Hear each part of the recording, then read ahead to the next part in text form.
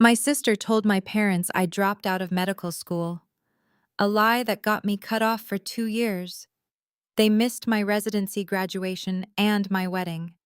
Last month, my sister was rushed to the emergency room after a horrific car crash.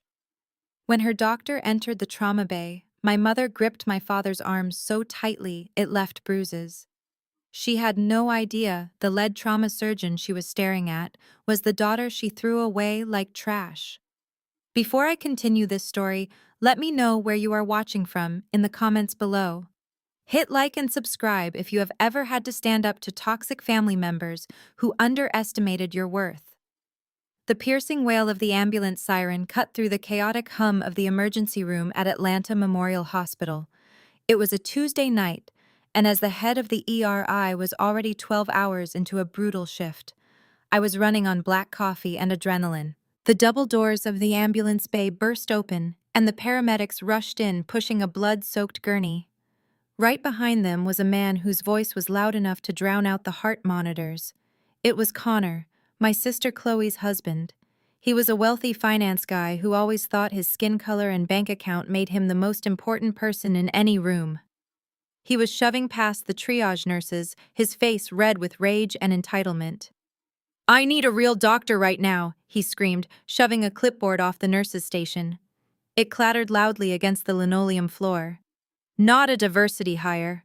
I want the best white doctor in this dump. You people do not know what you are doing." His words echoed through the trauma bay. The nursing staff, all of whom were highly trained professionals of color, froze for a split second before returning to their life-saving duties. They were used to entitled people, but Connor was taking it to an entirely different level. He grabbed the arm of head nurse Clara, tightly shaking her. "I said, get me a real doctor. My wife is dying." I was standing in the scrub room, washing the blood of my last patient off my hands. I heard every single word he yelled. I dried my hands, put on a fresh pair of sterile gloves, and tied my surgical mask securely over my face. Only my dark eyes and my locks, tightly secured under a scrub cap, were visible. I pushed through the swinging doors into Trauma Bay 1. The room was a whirlwind of frantic activity.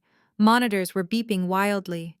The patient on the table was barely recognizable, her face covered in severe lacerations and blood, but I did not need to see her face. I knew exactly who it was.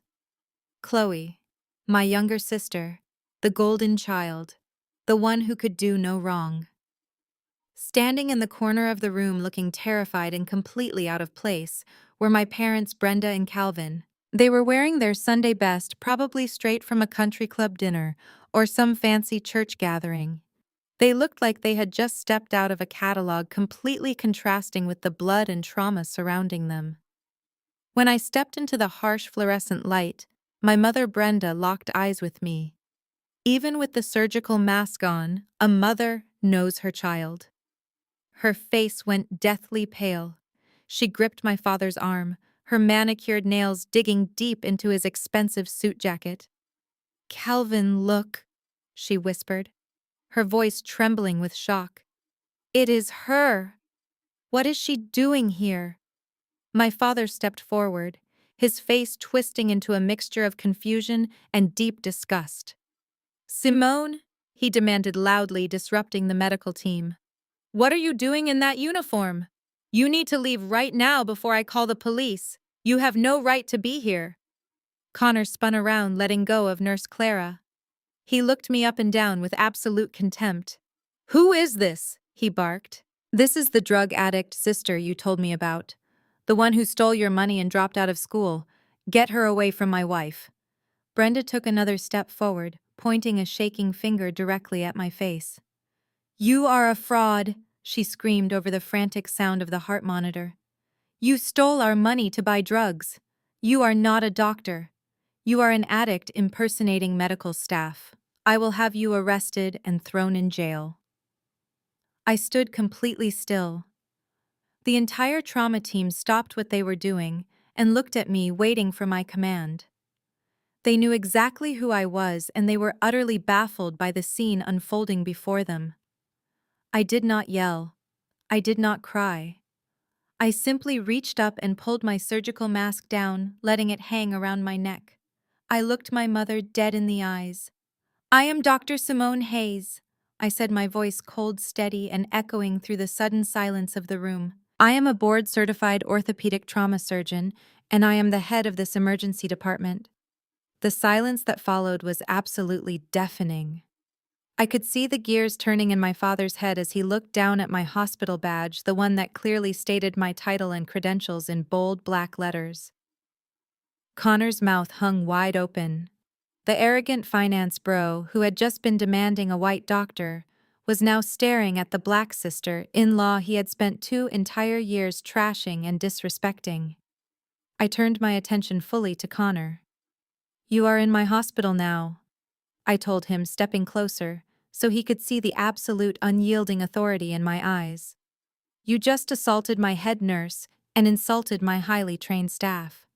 I should have you thrown in a jail cell right now, but your wife is bleeding out on my operating table. So here is exactly what is going to happen. I am going to save her life because that is my sworn duty. But in this room, I am God. If you want Chloe to survive the night, you will shut your mouth and get out of my trauma bay." Connor tried to speak, but no words came out. His face turned a deep, humiliated shade of purple. My mother started to cry, her fake dramatic tears, the ones she always used to manipulate every situation. "Simone, please, you cannot do this to us. We are your family." I cut her off instantly. "Security." I called out loudly without breaking eye contact with her. 2 large hospital security guards immediately stepped into the room. "Escort these 3 to the family waiting room," I ordered, pointing firmly at my parents and Connor. "If they make a single sound or harass my medical staff again, throw them out onto the street." "You cannot do this to me!" Connor yelled as the guards grabbed him forcefully by the arms. "I will sue this hospital. I will ruin your career." I completely ignored his empty threats. I pulled my surgical mask back up over my face and turned my back on them, facing the operating table. "Scalpel," I said, holding out my right hand. Nurse Clara placed the instrument in my hand with a slight knowing smile. The heavy double doors swung shut behind my screaming family, abruptly cutting off their noise. For the first time in 2 years, I was exactly where I belonged, and I was holding all the power. The surgery took 4 agonizing hours. I repaired 2 broken ribs, a shattered femur, and a collapsed lung. Every single time I made an incision, I thought about the vicious lies Chloe had told. I thought about the freezing Christmas Eve when my parents threw my belongings out into the snow, telling me I was a complete disgrace to the family name. They believed her fake tears over my truth. They chose the comfortable lie because it fit their perfect narrative. They never wanted to believe that their perfect, lighter-skinned daughter could be the actual problem. It was always easier to blame the dark-skinned daughter who never quite fit into their superficial country club world. They cut me off without a second thought, missing my residency graduation and my beautiful wedding to Julian. As I closed the final suture on Chloe's leg, I felt a strange sense of profound calm. I had saved her life. I had done my ethical duty as a physician. But as I peeled off my bloody surgical gloves and tossed them into the biohazard bin, Nurse Clara walked over and handed me the preliminary toxicology report. "Dr. Hayes," she said softly, her tone serious, "you might want to look at this right away." I took the printed paper and scanned the test results. A cold, calculated smile slowly spread across my face. Chloe's blood alcohol level was 3 times the legal driving limit. But that was not all. Her system was absolutely flooded with cocaine. The exact same drug she had accused me of stealing their money to buy 2 years ago. The irony was so incredibly thick you could cut it with a scalpel. I walked over to the medical computer station and pulled up her comprehensive patient history. A massive red flag immediately popped up on the digital screen. According to the State Pharmacy Controlled Substance Database, Chloe had been actively visiting multiple shady pain clinics across the city for the past 18 months. But she was not using her own name to get the prescriptions. She was using a fake identification. She was using my name. Simone Hayes. She had stolen my identity to illegally feed her massive addiction. The very addiction she had weaponized to completely destroy my relationship with my parents. I stood alone in the quiet hum of the scrub room holding the physical printout of her damning toxicology report. My family thought they could come into my hospital and treat me like dirt just like they always had. They thought they still held the power to break me down and make me feel small. But they had absolutely no idea that I was currently holding the match that was about to burn their perfect, fake little world straight to the ground. I carefully folded the paper, slipped it deep into the pocket of my crisp white doctor coat, and walked out toward the waiting room. It was finally time to give my parents the medical update they had been desperately waiting for. And more importantly, it was time to start collecting the massive emotional debt they owed me. The heavy double doors of the trauma bay sealed shut behind me, cutting off the frantic screams of my parents and the arrogant threats from Connor. The sudden quiet of the room was replaced by the rhythmic and urgent beeping of the electrocardiogram. I turned my back on the drama outside and faced the operating table. Lying before me was the golden child of the family. Chloe was practically unrecognizable. Her designer clothes were shredded and soaked in blood. Her chest was rising and falling in erratic shallow jerks, indicating a severe lung compromise. Nurse Clara handed me the scalpel. The cold weight of the surgical steel grounded me. This was my sanctuary. Out there in the waiting room, I was the outcast daughter, but in here, I was the one who controlled the line between life and death. I made the first deep incision down the center of her chest. As the blade parted her skin, the sterile smell of the operating room was suddenly overpowered by a phantom scent. It was the smell of cinnamon pine needles and expensive vanilla candles. My mind violently threw me back to Christmas Eve, exactly 2 years ago. I was standing in my parents' massive living room in front of a towering Christmas tree covered in crystal ornaments. But there was no holiday joy in that room. There was only the sound of Chloe sobbing hysterically into her hands. It was an award-winning performance. She was sitting on the velvet sofa wearing a perfectly pressed silk dress, pointing a trembling finger at me. She told them I had broken into my father's home office and stolen the $150,000 from the family emergency savings account. Clamp I ordered, snapping back to the present.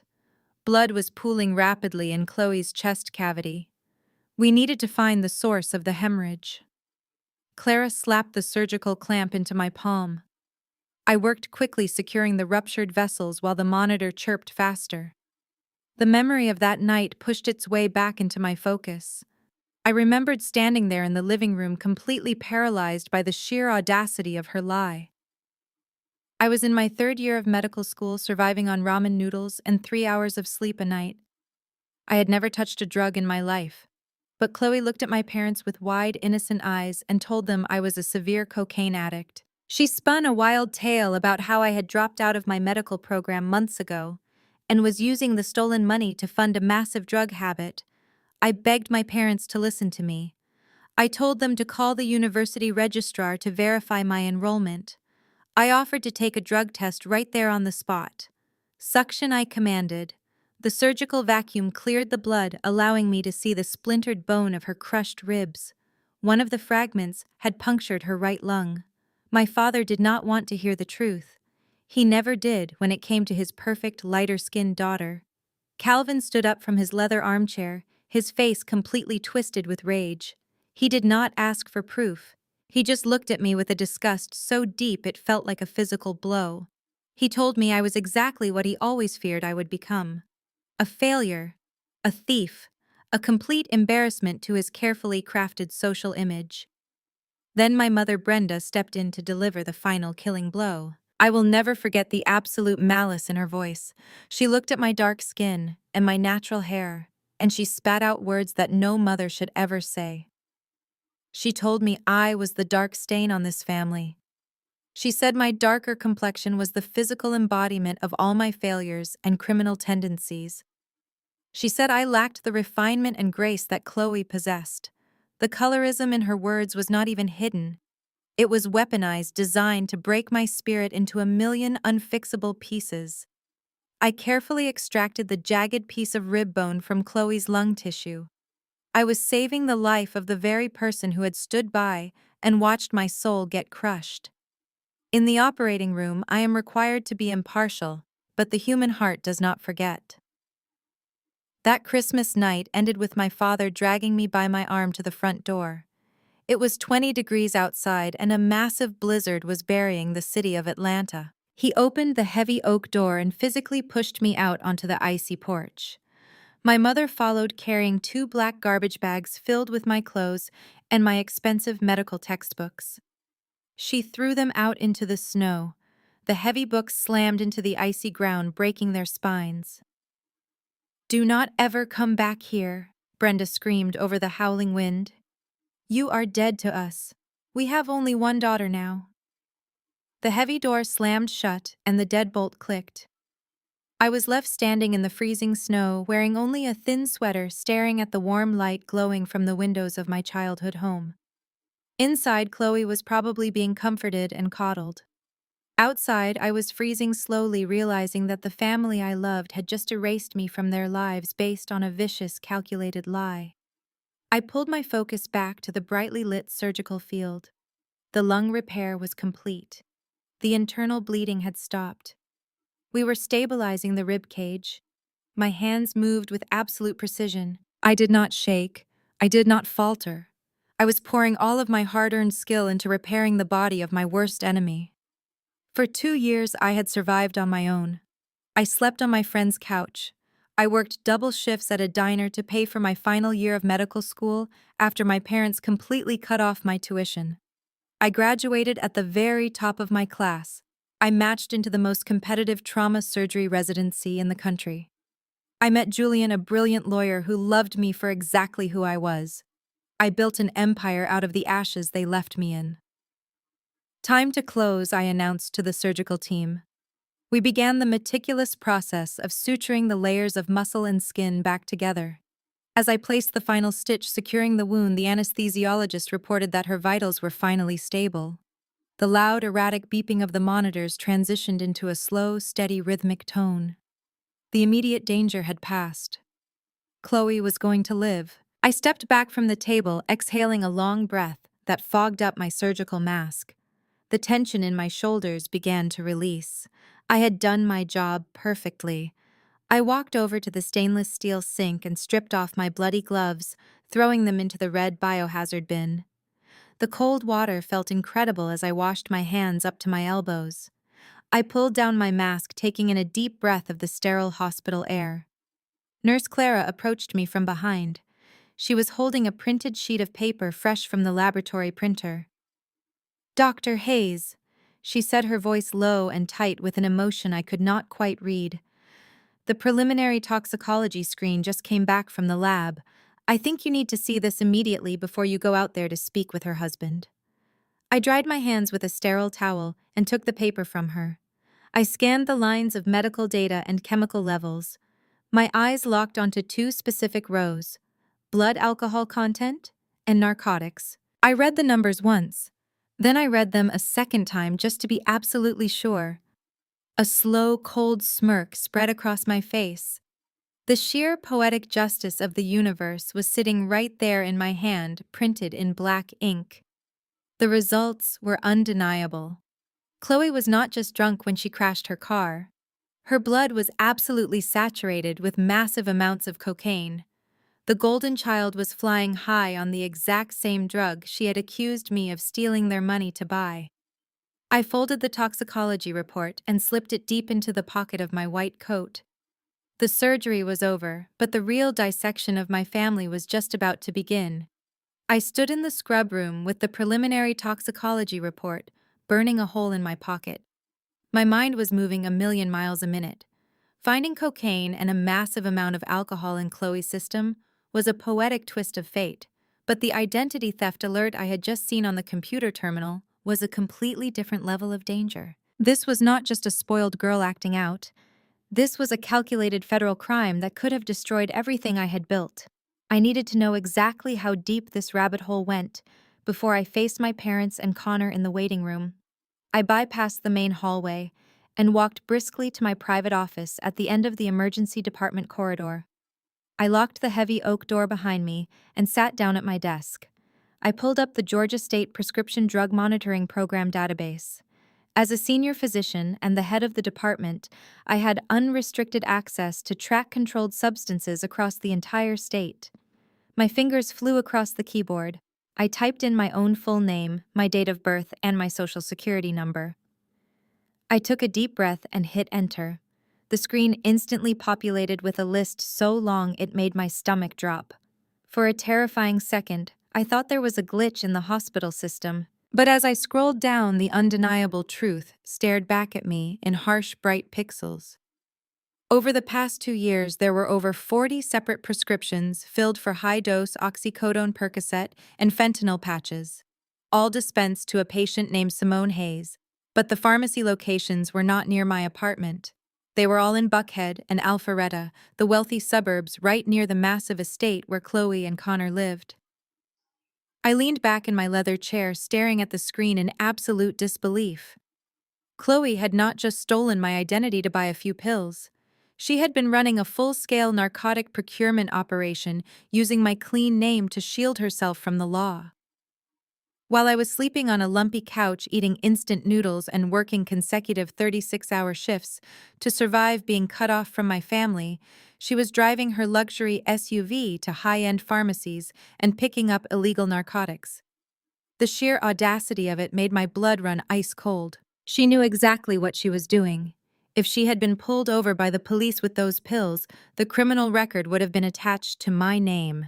If the Drug Enforcement Administration had audited those shady pain clinics and flagged the prescriptions, they would have come knocking on my door.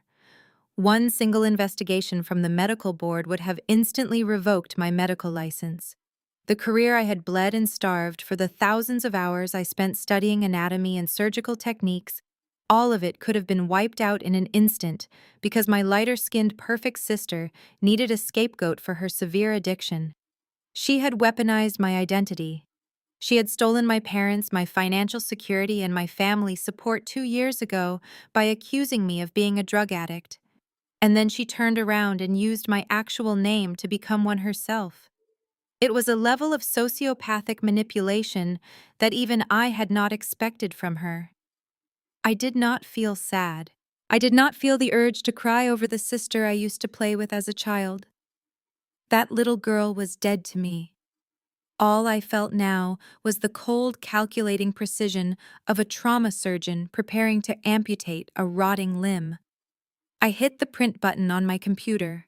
The laser printer hummed to life, spitting out page after page of damning, undeniable federal evidence. I gathered the warm papers, tapped them on my desk to align the edges, and slid them into a thick manila folder. I pulled my cell phone out of my pocket and opened my text messages. I clicked on my husband Julian's name. Julian was not just the love of my life. He was a ruthless, high-powered attorney who specialized in white-collar crime and fraud. We had built our empire together, supporting each other through every late-night study session and grueling courtroom battle. I typed a quick message. Code red, the family is here at the hospital. Chloe was in a bad wreck. I just finished her surgery, but I found something massive. Bring the briefcases and come to the ER immediately. Julian's reply came through less than 10 seconds later. I am on my way, my queen. Give them hell until I get there. I smiled. That was the difference between my marriage and Chloe's marriage. Connor was a screaming entitled parasite who demanded special treatment because of his race and his bank account. Julian was a silent predator in a custom-tailored suit who moved with precision and completely destroyed anyone who dared to threaten his family. I stood up from my desk and took off my bloody surgical scrubs, throwing them into the laundry bin. I changed into a fresh pair of navy blue scrubs and pulled my crisp white doctor coat over my shoulders. I stood in front of the small mirror on my office door and adjusted my collar. I made sure my hospital badge was clipped perfectly to my lapel. Dr. Simone Hayes, head of emergency medicine. I looked at my dark skin and my neatly styled locks, the very features my mother had called a dark stain on the family. They were going to have to look at this dark stain and realize I was the only thing standing between their golden child and the morgue. I grabbed the manila folder and the toxicology report, holding them tightly in my left hand. I unlocked my office door and stepped out into the bustling hallway of the ER. The chaos of the hospital swirled around me. Paramedics were rushing a new patient on a gurney through the double doors. Nurses were calling out blood pressures and medication dosages. But as I walked down the center of the corridor, the staff naturally parted ways for me. They saw the look in my eyes. The fierce, uncompromising energy of a black woman who was completely done, shrinking herself to make other people comfortable.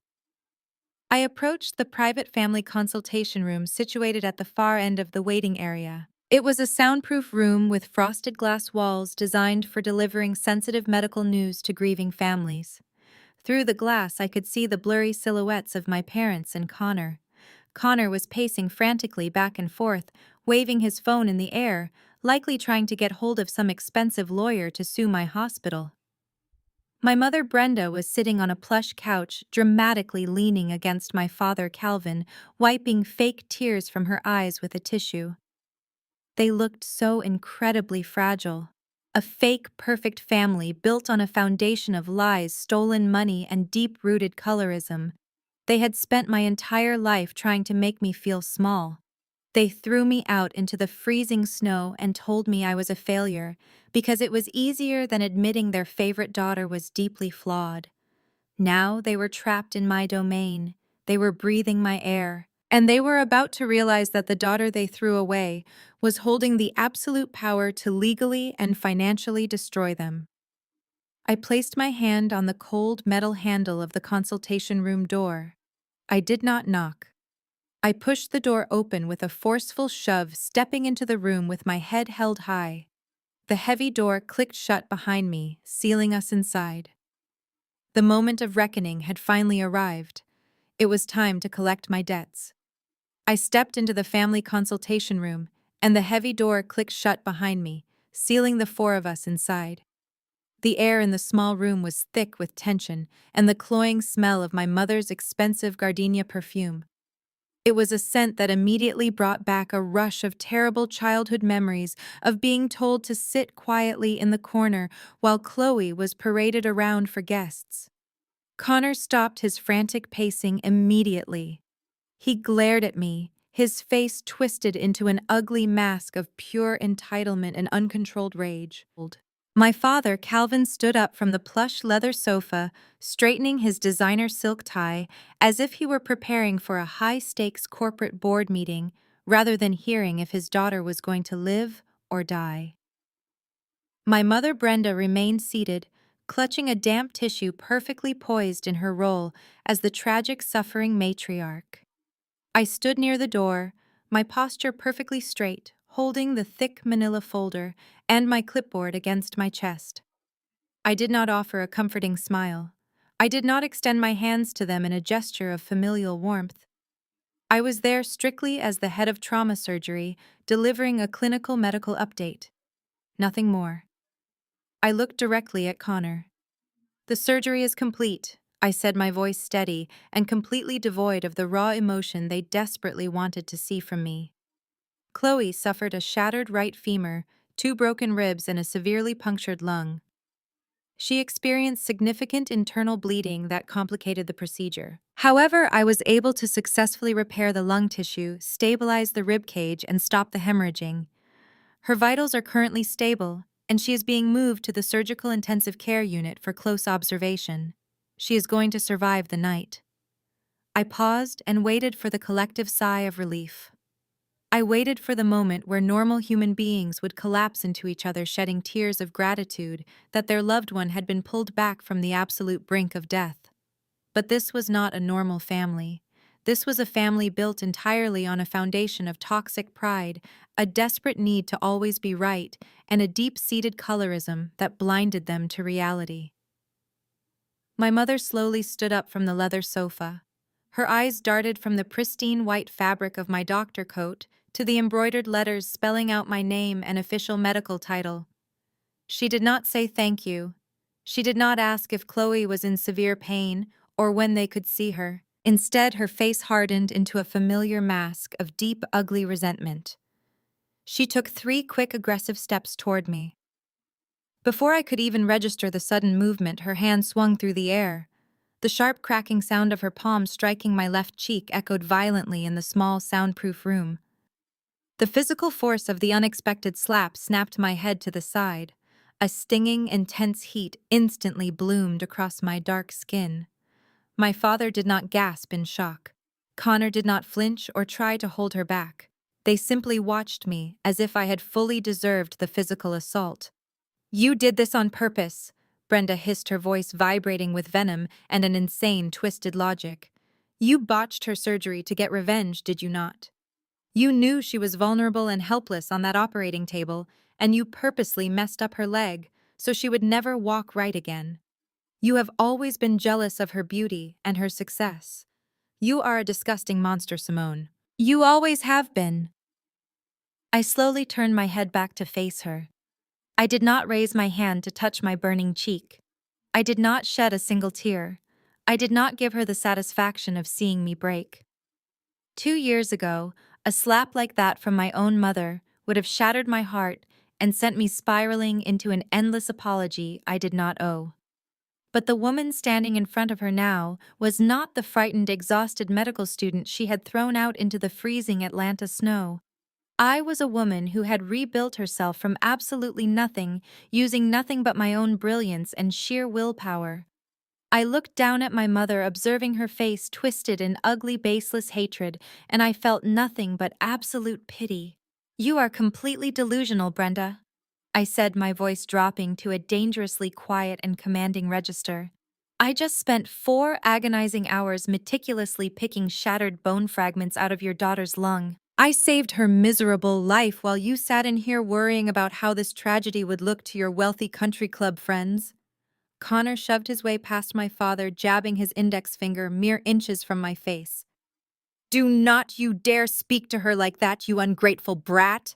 he shouted, his face turning a blotchy red. Saliva flew from his mouth, landing on the lapel of my clean white coat. He aggressively pulled his latest model smartphone from his tailored suit pocket and waved it in the air like a weapon. "I am calling my legal team right now. We are suing you, and we are suing this entire garbage public hospital. You are a pathetic medical school dropout who stole your family's money for drugs.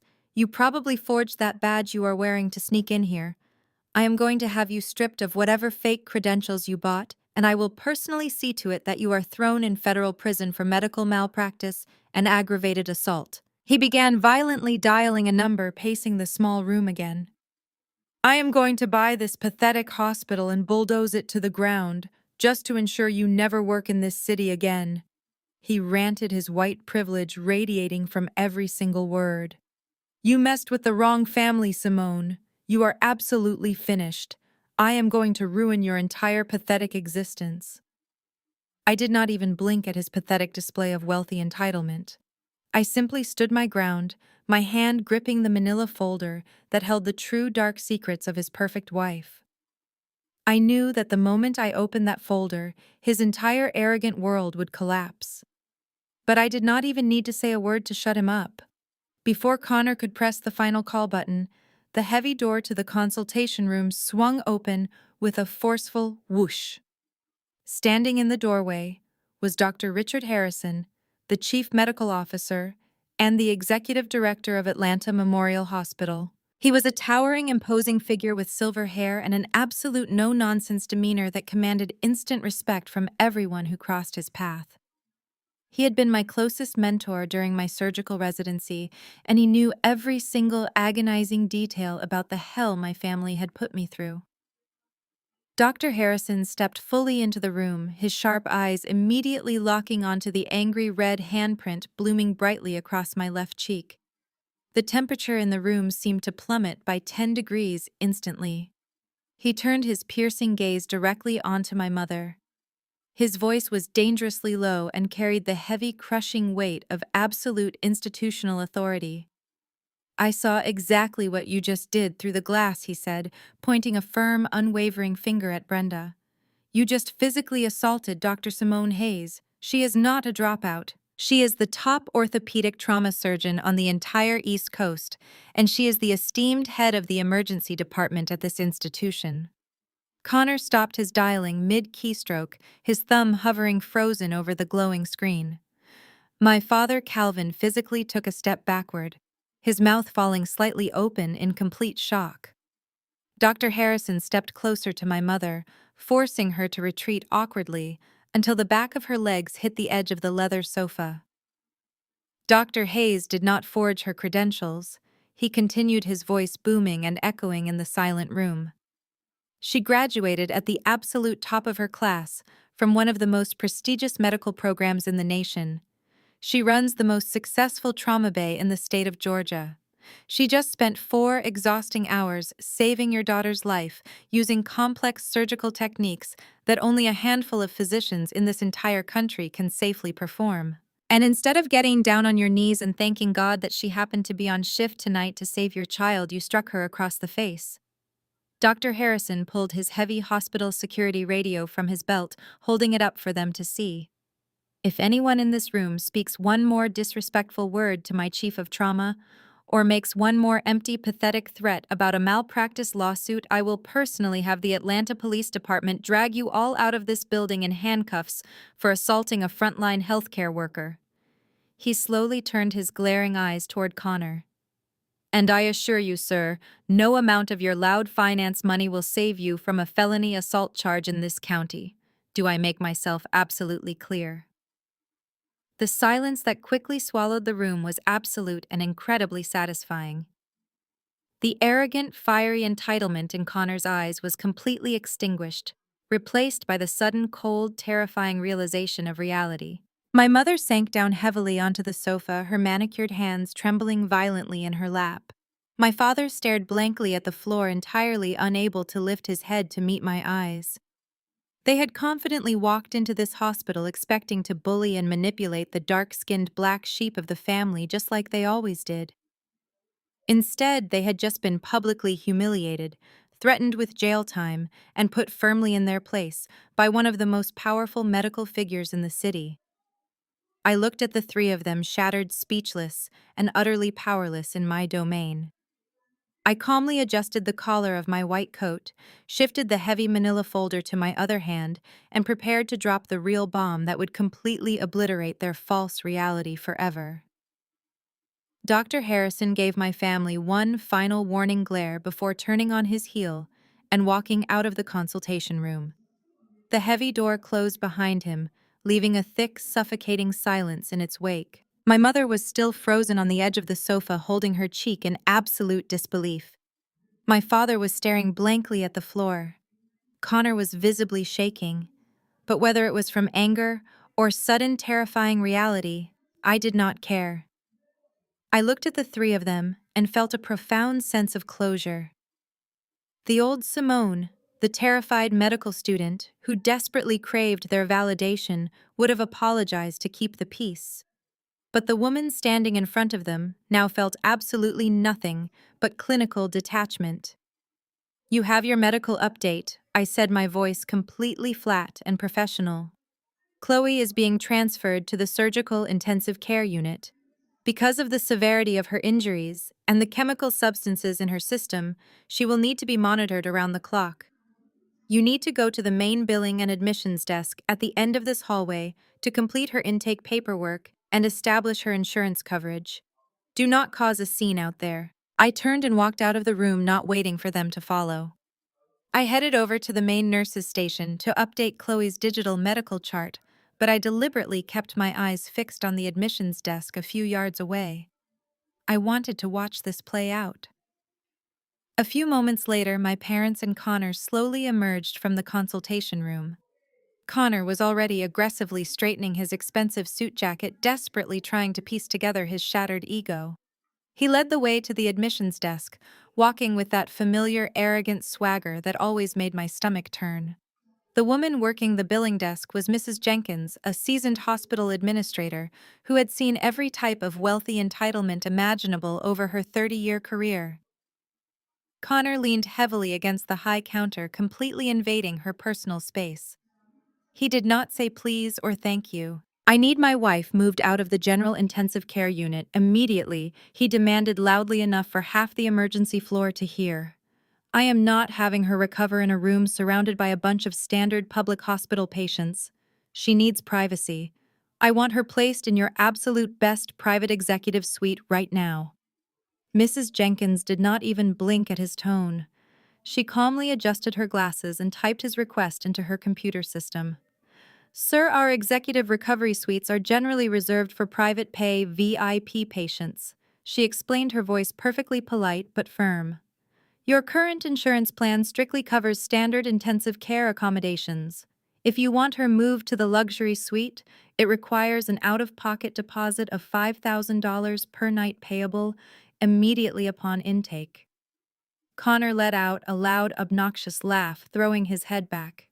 He looked over his shoulder at my father and shook his head as if the hospital staff were completely beneath him. "5,000 a night is absolute pocket change for me," he bragged. Reaching into the inner pocket of his tailored jacket, he pulled out a heavy black metal platinum credit card and slapped it down onto the counter with a loud thud. "Just charge it for the entire week right now, and make sure someone sends up some decent coffee to that room." Mrs. Jenkins picked up the heavy card without a word and swiped it through the credit terminal. The machine processed for a few seconds, clicking quietly. Then a sharp, high-pitched beep echoed across the quiet desk. The digital screen on the terminal flashed bright red. "Declined." Mrs. Jenkins handed the heavy metal card back across the counter.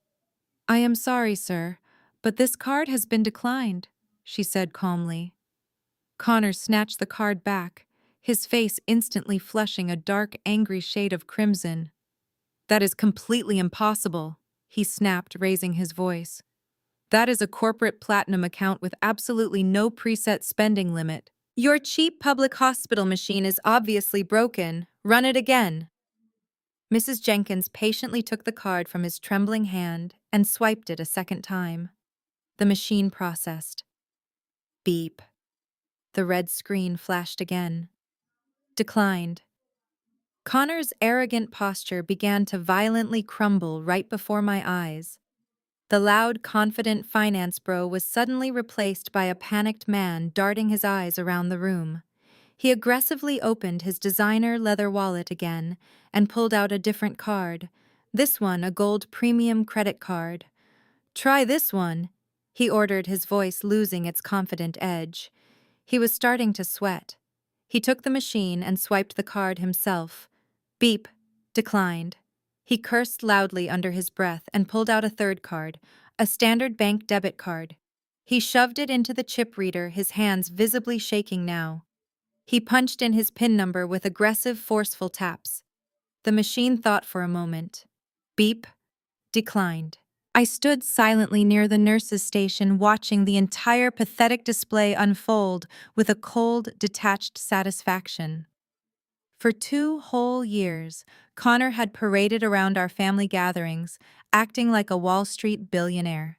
He constantly made passive-aggressive comments about my public service salary and openly mocked the neighborhood where Julian and I bought our first home.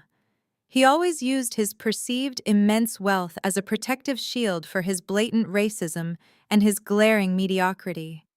He convinced my parents that he was the ultimate prize for their golden, lighter-skinned daughter. But right here under the harsh, unforgiving fluorescent lights of the hospital, his carefully constructed facade was dissolving into thin air. He was a complete fraud. He had absolutely nothing. My father Calvin noticed the growing scene and quickly stepped forward. He put a reassuring, fatherly hand on Connor's shoulder, playing the role of the benevolent, wealthy patriarch stepping in to save the day. "It is perfectly all right, son," Calvin said, using his deep, authoritative church voice. "The bank probably flagged your accounts for fraud because of the sudden late-night hospital charges out of nowhere. It happens to high-net-worth individuals like us all the time. Step aside and let me handle this."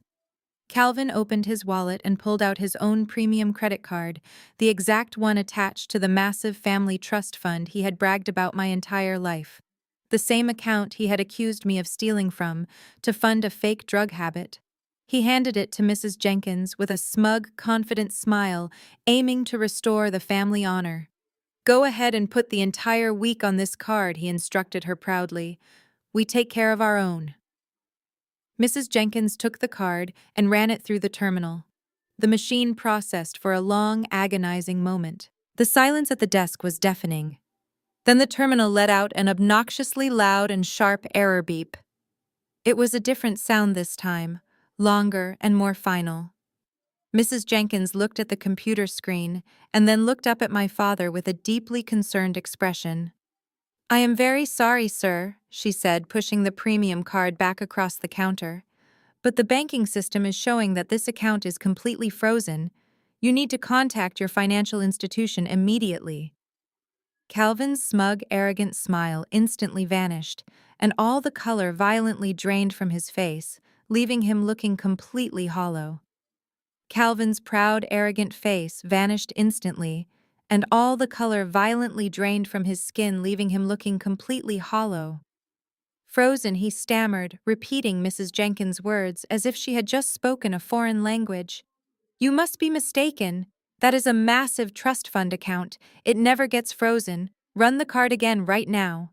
Mrs. Jenkins pushed the card back toward him, across the marble counter. "I cannot run it again, sir," she replied calmly. "The banking system has locked this card completely. You will have to call their fraud department yourself." Before my father could utter another threat or excuse, the double doors of the intensive care unit suddenly flew open. One of my surgical nurses rushed out into the hallway, her eyes scanning frantically until they locked onto me. "Dr. Hayes," she called out, her voice laced with extreme urgency. "The patient just lost the pulse in her right leg. We cannot find a heartbeat below her knee." I instantly dropped all the petty satisfaction and mockery in my head and snapped right back into being a trauma surgeon. I shoved past my parents and Connor, sprinting straight into the intensive care unit. Chloe was lying in her bed, the heart monitor blaring a rapid, sharp warning tone. I threw back the thin hospital blanket and examined her right leg. The skin was incredibly pale and ice cold to the touch. Her toes were already beginning to turn a dark mottled purple. The blood flow had been completely cut off. "Prep operating room 2 immediately," I ordered my team. "Get her on the vascular ultrasound right now. We have a massive blood clot or a crushed arterial segment blocking the blood supply. If we do not restore the circulation in the next 45 minutes, she is going to lose her entire leg from the knee down." I spun around and marched right back out into the hallway where my family was standing, huddled together, looking completely terrified. "Chloe's situation just took a massive turn for the worse," I announced flatly, giving them absolutely no time to process the shock.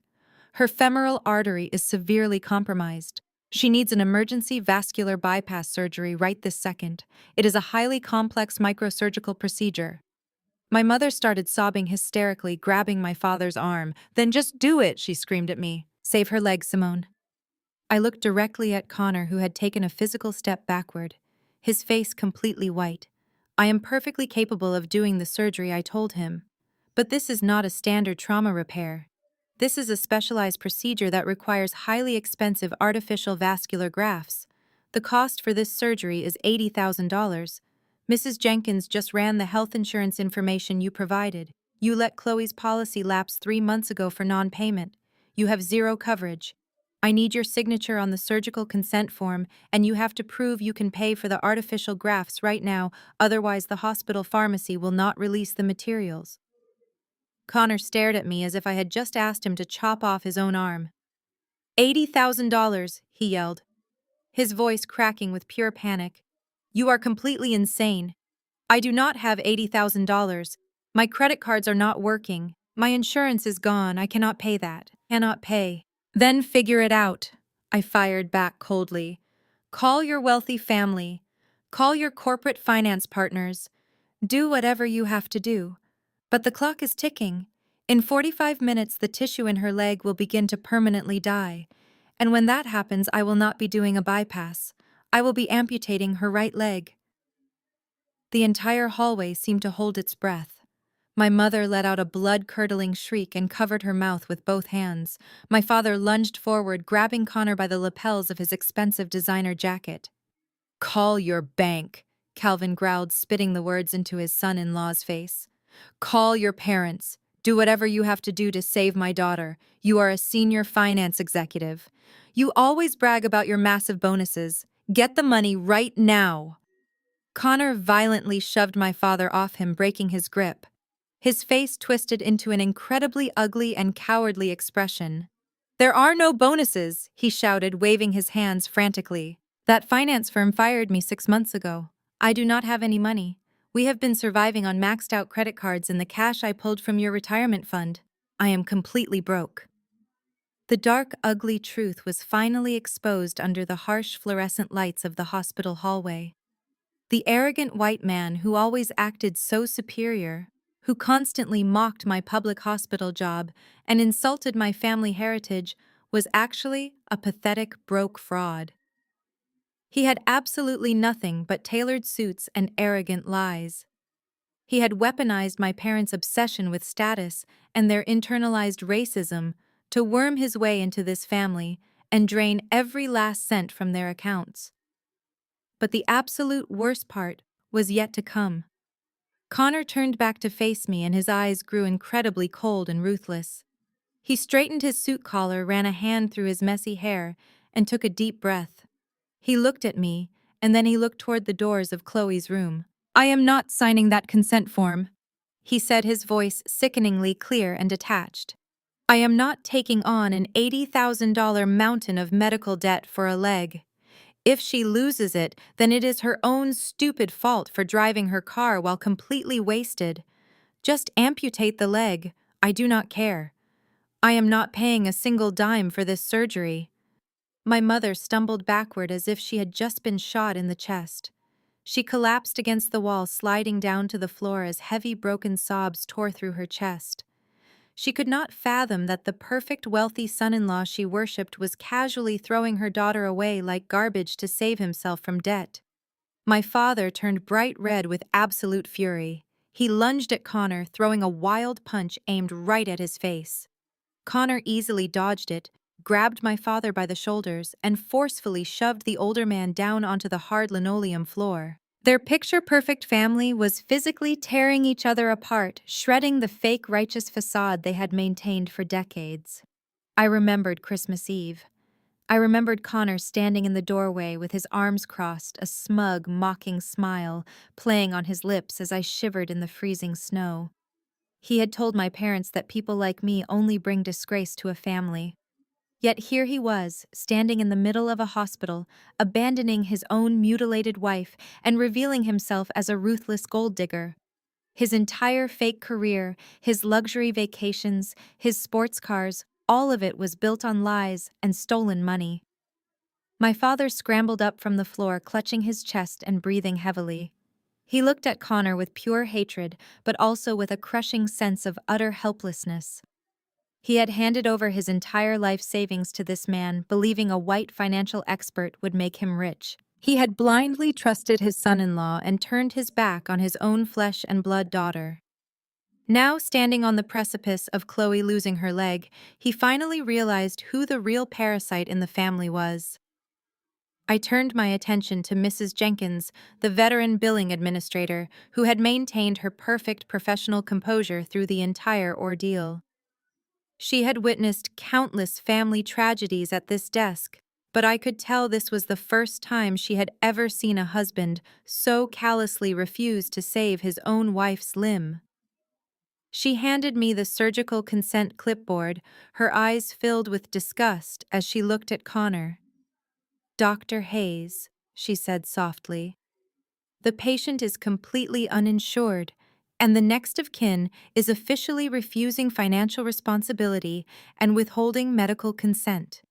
The hospital cannot authorize the release of the specialized bypass equipment without guaranteed funding.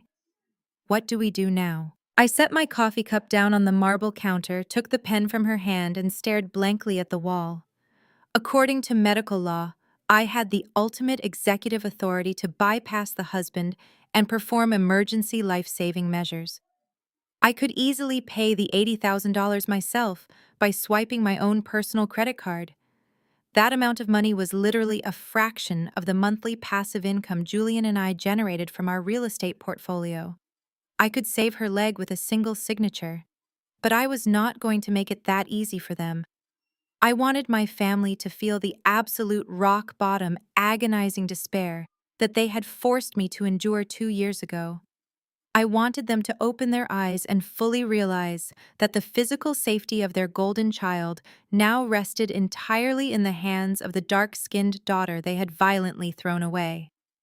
I crossed my arms over my chest and watched their complete emotional collapse with quiet, steady eyes. I felt no pity. I only felt that justice was finally being served in the most brutal way imaginable. I pulled my personal black premium credit card from my pocket and slapped it down onto the marble counter right next to Connor's rejected plastic. "Charge the $80,000 to my account," I told Mrs. Jenkins, my voice loud and unwavering. My father and Connor both snapped their heads toward me, staring in absolute stunned silence. They could not comprehend how the daughter they had thrown out into the freezing snow 2 years ago was now casually funding a massive medical procedure out of her own pocket. I did not give them a single glance or a moment to ask questions. I turned around and marched straight back to the operating room. I scrubbed back in and performed the vascular bypass with cold mechanical precision. I grafted the artificial artery, I carefully restored the blood flow, and I saved the golden child's leg. I did not do it out of lingering sisterly love or a desperate desire for my family's approval. I did it because I refused to let my flawless surgical record be tarnished by Connor's pathetic financial failures. And more importantly, I wanted Chloe completely physically whole so she could fully feel the agonizing weight of the legal and financial ruin that was rapidly hurtling toward her. 4 hours later, the heavy surgical sedatives finally began to wear off. The harsh afternoon sunlight was filtering through the sterile blinds of the surgical intensive care unit. I stood quietly in the corner of Chloe's private recovery room, my arms crossed tightly over my chest. I was holding her updated medical chart and the undeniable toxicology report. My parents and Connor had been allowed into the room a few minutes prior. Connor was standing awkwardly by the window, keeping his distance from the bed. He was still trying to maintain his arrogant posture, but his eyes were darting around the room nervously, completely terrified that someone was going to ask him for money again. My mother Brenda was hovering directly over the hospital bed, clutching Chloe's uninjured hand. My father Calvin stood right behind her, looking exhausted and utterly defeated. Chloe let out a low, agonizing groan as her eyes slowly fluttered open. She blinked against the bright fluorescent lights of the hospital room. Her face was heavily bruised and bandaged, and her right leg was elevated and immobilized in a heavy brace. "Oh, my sweet, beautiful baby girl," Brenda cooed dramatically, stroking Chloe's hair. "You are awake. You are going to be perfectly fine. Mommy is right here." Most normal people waking up in an intensive care unit hooked up to a dozen loud beeping machines would immediately ask if they were going to survive or if anyone else was hurt in the crash.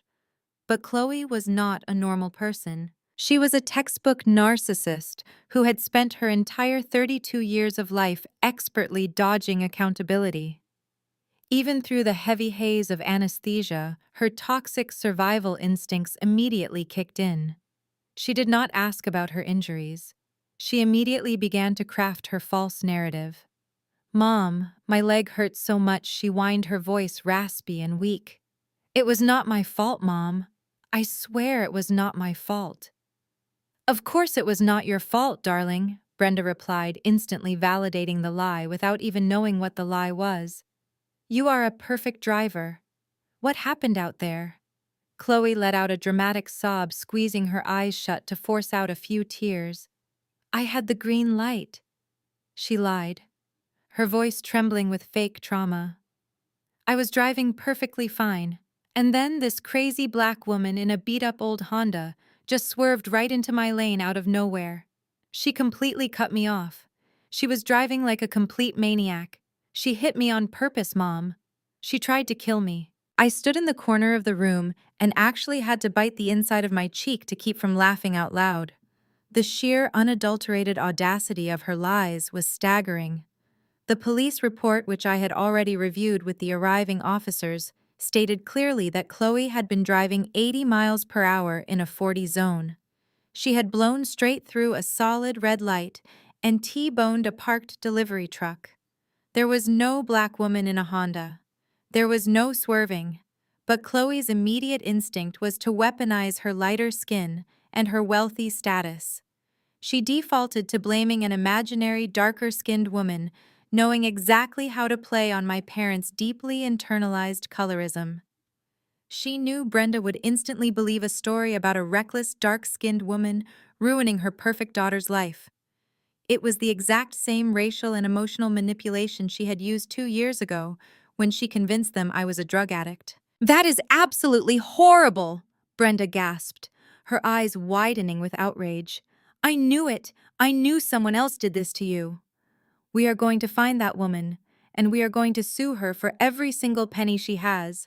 Connor, call the police right now and tell them it was a hit and run." Connor shifted uncomfortably by the window, completely avoiding eye contact with everyone.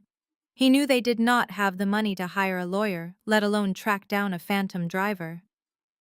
Chloe slowly turned her head on the thin hospital pillow, scanning the room for her husband. But as her gaze moved past the heavy medical equipment, her eyes suddenly locked onto me, standing quietly in the shadows of the corner. The effect was absolutely instantaneous.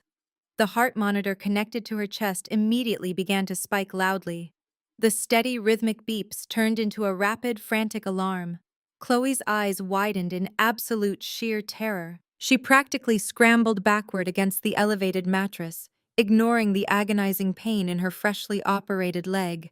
"What is she doing here?" Chloe shrieked, pointing a trembling, bandaged finger directly at my face. "Get her out! Get her out right now!" I stepped slowly out of the shadows and into the harsh light of the room.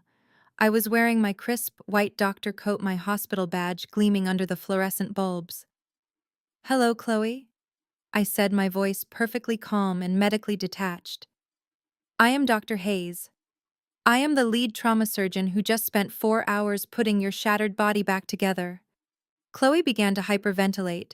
Her chest heaved violently, and she clawed frantically at her mother's arm.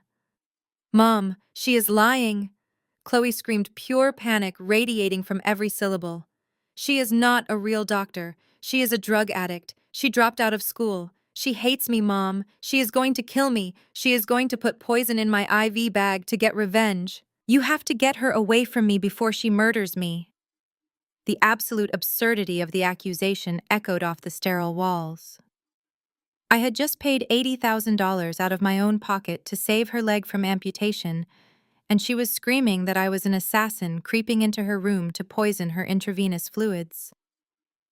But the truly sickening part was not Chloe's delusion. It was my mother's reaction. Brenda did not pause to look at the medical equipment keeping her daughter alive. She did not look at the expensive surgical work holding Chloe's leg together. She heard her lighter-skinned golden child cry out, and her toxic maternal instincts blinded her to all logic and reality. Brenda spun around and threw herself protectively over Chloe's body, shielding her from me. She glared at me with an intense burning hatred that made my stomach turn cold. "You heard her?" Brenda snarled, her voice dripping with venom. "Get out of this room right now, Simone. I do not care what your fake little badge says. You are upsetting my daughter. You are probably exactly the kind of reckless person who ran her off the road today. Leave before she has a heart attack." I stood at the foot of the hospital bed looking at the pathetic display in front of me. A lying, drug-addicted sister projecting her crimes onto an imaginary woman. A cowardly, broke husband hiding by the window. And a deeply prejudiced mother aggressively protecting the very person who had secretly destroyed their family finances. They were so deeply entrenched in their own toxic delusions that they could not see the massive legal guillotine hanging directly over their heads. I did not argue. I did not defend my medical credentials. I simply tapped my pen against the plastic clipboard holding her toxicology report and smiled a cold, terrifying smile. "I will gladly step outside," I said, my voice dropping to a low, dangerous whisper. "But you might want to save your energy, Brenda. Because my medical update is not the only thing arriving in this room today." Right on cue, the heavy doors to the intensive care unit slid open, and the storm I had been waiting for finally arrived. I stepped out of the intensive care unit, letting the heavy glass doors slide shut behind me. I did not even make it 10 feet down the hospital corridor before I heard the frantic clicking of my mother's heels on the linoleum floor.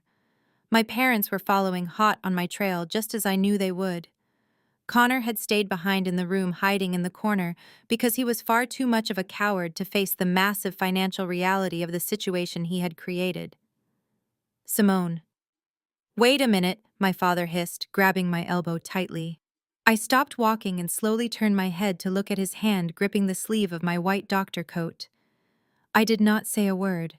I simply gave him a look so incredibly cold and authoritative that he immediately let go, taking a nervous step backward. We were standing in a quiet, secluded alcove near the surgical waiting area. The late afternoon sun was casting long, dark shadows across the hallway, giving the space an eerie, heavy atmosphere. My mother crossed her arms over her chest, her face hardened into a familiar mask of demanding entitlement. "We need to talk about the hospital bill," she said, dropping all pretenses of maternal warmth.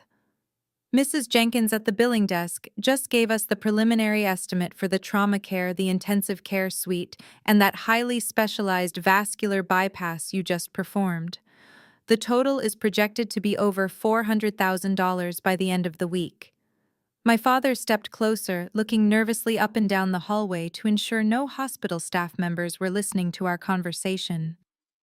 "Connor is completely useless," he muttered, his voice dripping with sudden resentment for the son-in-law he had worshipped just an hour ago. "And my trust accounts are temporarily frozen due to some ridiculous banking error. We cannot pay this bill." "But you are the head of this department, Simone. You have top-level administrative clearance and executive override codes." I stared at him, my face completely unreadable. "And what exactly are you suggesting, Calvin?" "We need you to go into the hospital billing system and wipe Chloe's debt clean." My mother interrupted, her tone demanding and sharp. "You can classify it as charity care or write it off as an unavoidable hospital expense. Say the equipment was faulty or that she qualifies for a low-income grant now that Connor is unemployed. We do not care how you do it. You just need to make that $400,000 bill disappear today." I actually let out a dry, hollow laugh. The sheer, unadulterated audacity of their demand was breathtaking. "You want me to commit massive hospital financial fraud?" I asked, keeping my voice dangerously low. "You want me to risk my medical license, my career, and my freedom to erase the debts of the sister who lied to destroy my life? The sister who is currently lying in that room trying to blame a completely innocent black woman for a car crash she caused while driving under the influence." Brenda took a step forward, invading my personal space. Her eyes narrowed into vicious, venomous slits.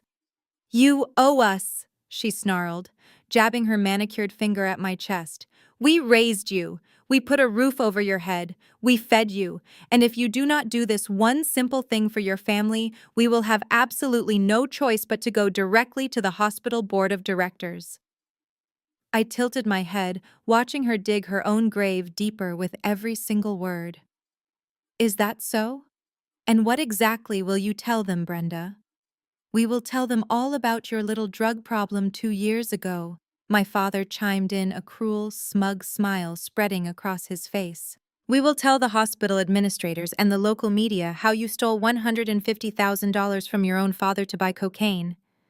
We will tell them you are an unstable addict who dropped out of medical school and somehow conned your way into this prestigious position." My mother nodded eagerly, her eyes gleaming with malice. "A major public hospital relies heavily on its pristine reputation, Simone. If wealthy donors and the medical board find out the chief of trauma is a former drug addict who steals from her own family, they will strip your medical license before the week is even over. You will be publicly disgraced. You will lose this fancy job, you will lose your income, and you will be left with absolutely nothing. So you are going to walk over to that computer terminal right now, and you are going to erase your sister's medical debt." They stood there looking at me with absolute triumph. They thought they had backed me into an inescapable corner. They thought they still held the power of that terrible lie from 2 years ago. They honestly believed I was still the terrified, broken medical student, shivering in the freezing Atlanta snow, desperate for their love, and terrified of their judgment. They were willing to completely destroy my life all over again, without a single second of hesitation, just to shield their lighter-skinned golden child from the consequences of her own reckless actions. I did not panic. I did not cry. I did not beg them to keep quiet. I just looked at the two people who brought me into this world and marveled at the absolute depths of their moral depravity. The colorism, the narcissism, the sheer evil required to blackmail your own daughter in a hospital hallway, it was staggering. I took a deep breath and opened my mouth to tell them exactly what I thought of their pathetic little threat. But I did not have to say a single word. A deep, resonant voice echoed from the hallway, cutting through the thick, toxic tension in the alcove, like a freshly sharpened surgical scalpel. I did not think the felony crime of extortion would be this incredibly easy to record. My parents violently spun around, gasping in shock. Standing at the edge of the alcove, looking like an absolute apex predator stepping into the light, was my husband, Julian. He was wearing a custom-tailored charcoal Tom Ford suit that radiated wealth and uncompromising power. He held a sleek leather briefcase in his left hand. In his right hand, he held his smartphone elevated perfectly at chest level. The screen of the phone was brightly lit, displaying an active voice recording application. The digital timer was ticking upward, capturing every single vile word of their blackmail attempt in crystal-clear high-definition audio. Julian slowly lowered his smartphone, his thumb tapping the screen to finalize and save the audio file. The soft digital chime of the file saving echoed loudly in the dead silence of the alcove. He slid the phone into the inner pocket of his suit jacket with a calm, deliberate motion. My mother's mouth was hanging wide open. She looked from Julian to me, and then back to Julian, her eyes wide with shock and confusion. 2 years ago, she had stood in our living room and cruelly told me that my dark skin and natural hair would guarantee that no respectable, successful man would ever want to marry me. She told me I would end up completely alone and destitute. Yet here was Julian, a dark-skinned black man who commanded the room completely effortlessly. He did not need to shout or throw a tantrum like Connor did. His power was quiet, absolute, and terrifying. He walked over to where I stood and placed a gentle, protective hand on the small of my back. The contrast between my husband and my sister's husband could not have been more glaring. Connor was a fake, a coward hiding in a hospital room while his wife suffered. Julian was a shield, a man who walked directly into the fire to stand by my side. "Who are you?" Calvin demanded, trying to puff out his chest to regain some semblance of his usual patriarchal authority, but his voice cracked slightly, betraying his underlying panic. Julian smiled. It was not a friendly smile. It was the cold, calculating smile of a shark that had just smelled blood in the water. "I am Julian Hayes," he said, his voice deep, smooth, and unwavering.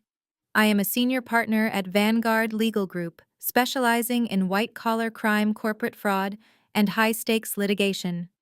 I also happen to be Dr. Simone Hayes, incredibly proud husband." The word husband hit them both like a physical blow. Brenda physically recoiled, bumping into the wall behind her. They had missed my wedding because they had thrown me away. They assumed I was living in a cheap apartment somewhere, struggling to survive. The sudden realization that I was not only the head of a major hospital department, but also married to a legal powerhouse completely shattered their false narrative. Julian set his expensive leather briefcase down on a small wooden table in the alcove. The heavy gold clasps clicked open loudly, sounding like the cocking of a loaded weapon. Under the Georgia Criminal Code Title 16, Chapter 8, Article 2, Julian began speaking with the flawless, rhythmic cadence of a seasoned trial lawyer addressing a jury. A person commits the offense of theft by extortion when he or she unlawfully obtains property of or from another person by threatening to disseminate any information tending to subject any person to hatred, contempt, or ridicule, or by threatening to impair his or her credit or business repute. Calvin swallowed hard, the movement highly visible in his throat. He looked around the hallway nervously, realizing how incredibly exposed they were. "What the two of you just did," Julian continued, pulling a sleek digital tablet from his briefcase, "was threatened to ruin my wife's pristine medical career with fabricated stories of drug addiction unless she committed major financial fraud to erase a $400,000 hospital bill. That is a textbook felony. It carries a minimum sentence of 1 to 10 years in a state penitentiary." Brenda started waving her hands frantically, her manicured nails trembling in the air. "Now hold on just a minute," she stammered, her voice shrill and desperate. "You cannot record us without our permission. That is completely illegal. This is a private conversation between a family. You cannot use that recording anywhere." Julian let out a dry, amused chuckle that made my parents flinch. "Actually, Brenda, Georgia is a one-party consent state. As long as one person involved in the conversation consents to the recording, it is completely legal and entirely admissible in a court of law. Since I walked up behind you and verbally engaged before you made your final threat, I legally became a party to the conversation.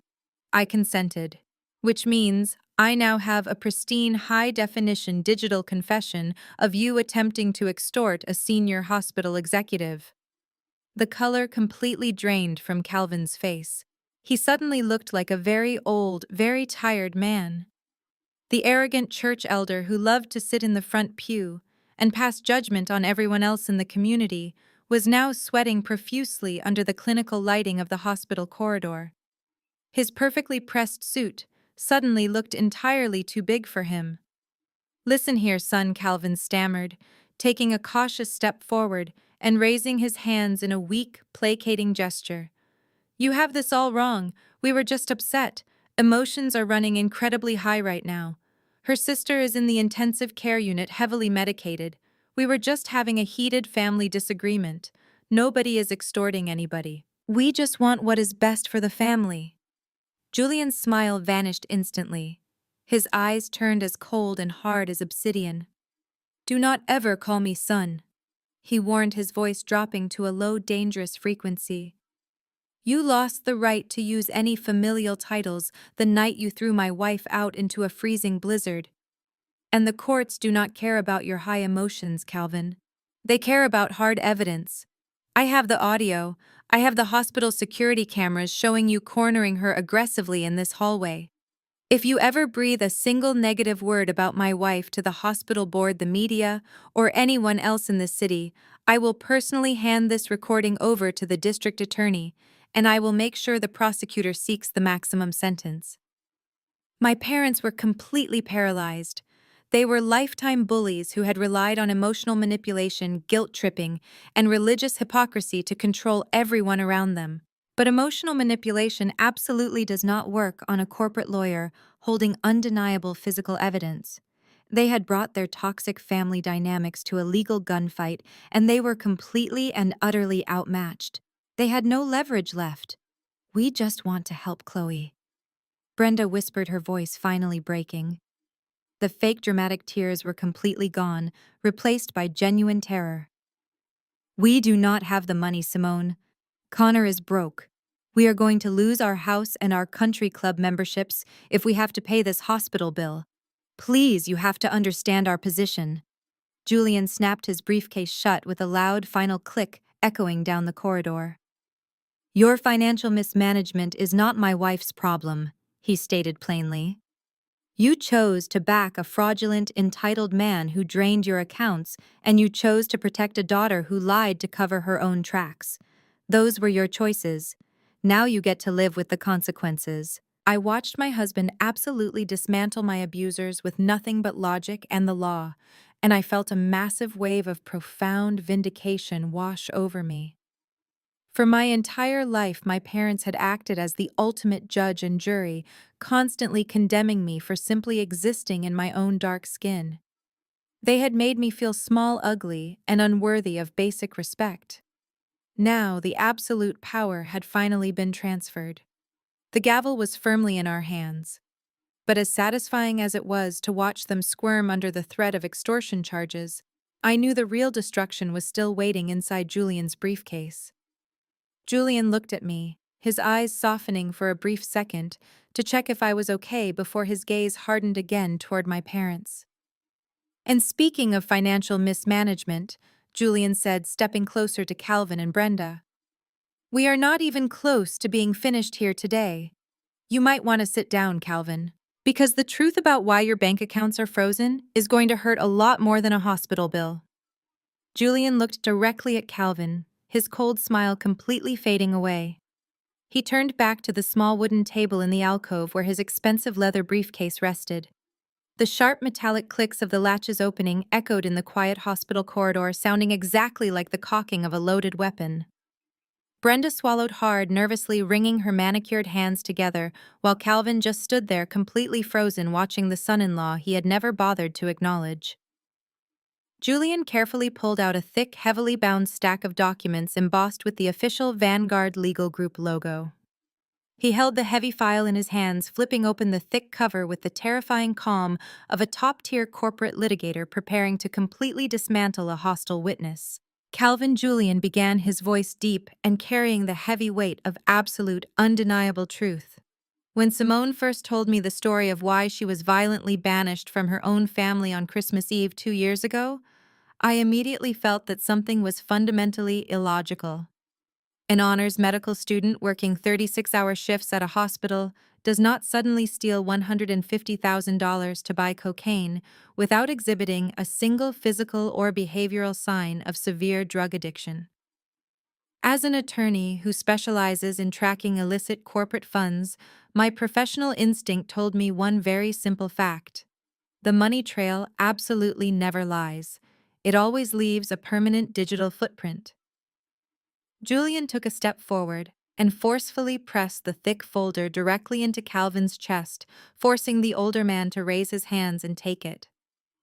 Calvin looked down at the first page. His face immediately lost whatever little color it had left when he recognized the official bank letterhead. It was the detailed transaction history of his prized family trust account, the exact fund he had spent decades bragging about to his church congregation.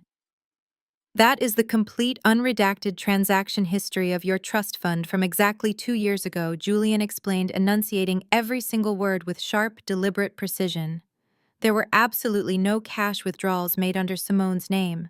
There were no shady transfers to known narcotics dealers. Every single penny of that $150,000 was wired directly into a private offshore banking account exclusively controlled by your trusted financial advisor and beloved son-in-law, Connor. Brenda gasped loudly, stepping closer to her husband to peer over his shoulder at the bold black numbers printed on the page. That is impossible, she stammered, shaking her head in aggressive denial. Connor told us that Simone hacked into the banking portal and forged the transfer authorization. He said he tried to stop the wire, but he was too late. I stood leaning against the cool hospital wall and actually let out a dry, bitter laugh. The absolute blind worship they had for that mediocre white man had completely short-circuited their basic critical thinking skills. They were so deeply poisoned by their own internalized racism and colorism that they would rather believe their hard-working black daughter was a criminal mastermind hacker than even slightly suspect their shiny, wealthy white son-in-law of stealing from them. Julian completely ignored Brenda's pathetic attempt at denial. He reached into his briefcase again and pulled out a second, much thinner folder. This one contained high-definition color photographs and detailed credit card statements. He held the photos up right in front of their faces so they could not look away from the ugly truth. This is the spending history attached to that exact offshore account. Julian continued, pressing the legal knife even deeper. Exactly 3 days after you threw your biological daughter out into a freezing winter storm, Connor and Chloe flew first class to Dubai. They stayed at a luxury resort that cost $5,000 a single night. The remaining bulk of your stolen retirement money was used to make a massive down payment on a brand new luxury Porsche sports car, the exact same vehicle that your golden child just drunkenly wrapped around a delivery truck 2 hours ago. Calvin's hands began to shake violently. The thick stack of financial papers rustled loudly in the silent hallway. The evidence was overwhelmingly clear and meticulously documented. The luxury shopping sprees, the expensive dinners at exclusive restaurants halfway across the world, all of it was legally registered in the names of his perfect, lighter-skinned daughter and the son-in-law he had practically worshipped. His entire life savings had been brazenly liquidated to fund the delusional, luxurious lifestyle of an unemployed fraud and a severe drug addict. But why would the bank ever allow this to happen? Calvin wheezed, his voice completely stripped of its usual booming patriarchal authority. He sounded like a terrified child. They require my physical signature and verbal authorization to release any sum over $10,000. The bank has my signature card on file. How did Connor bypass the security protocols? That is exactly the most interesting part of this entire tragic story. Julian said, a dark, humorless smirk crossing his face.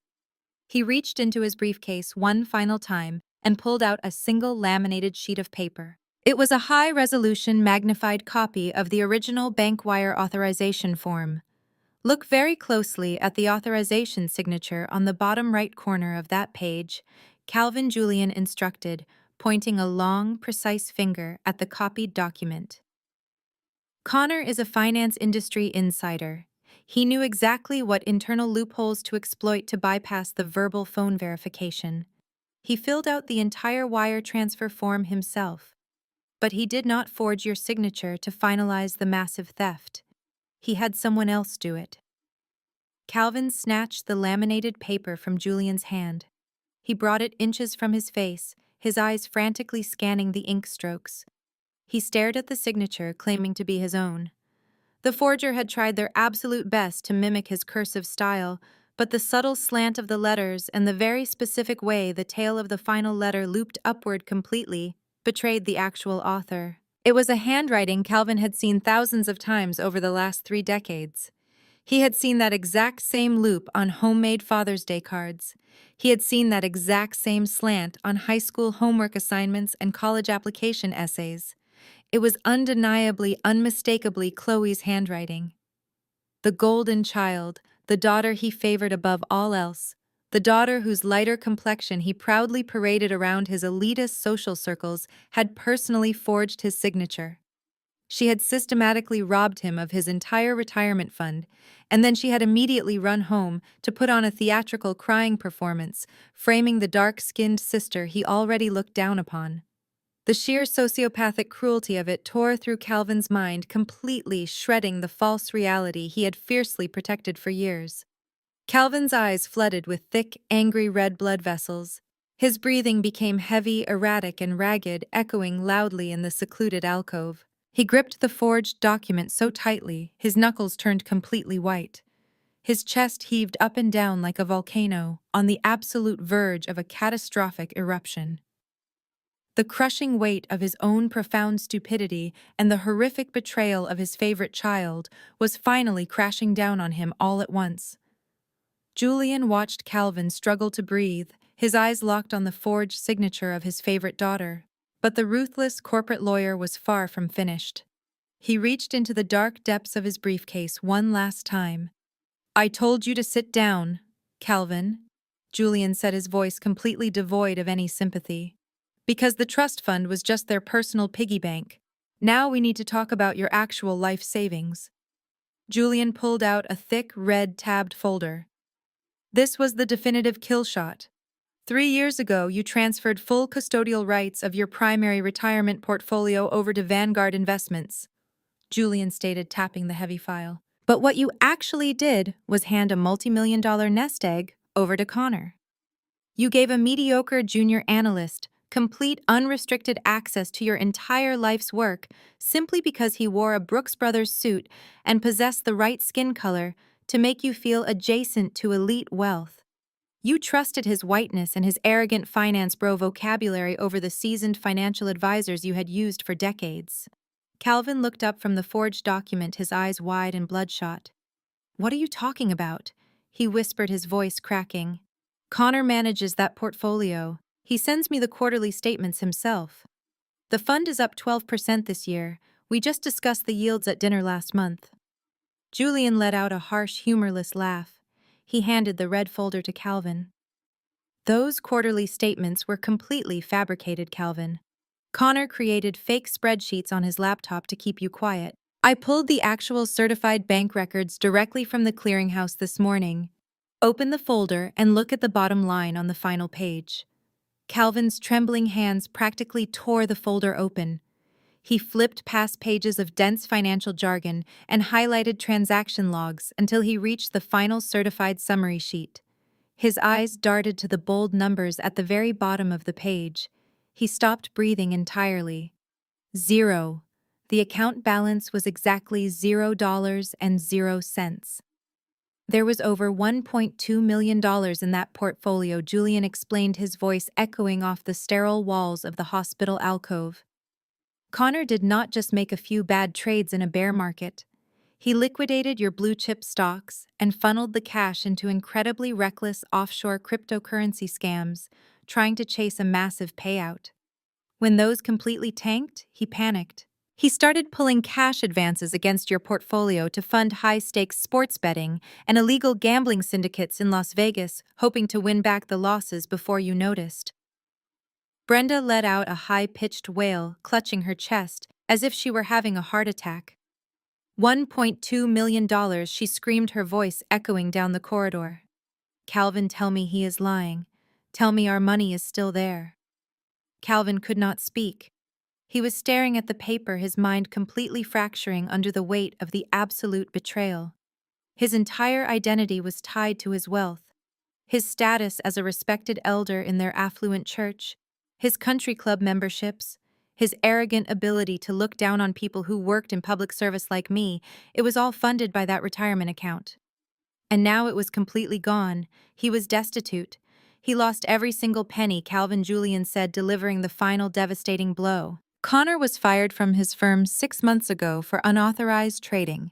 He is currently under investigation by the Securities and Exchange Commission.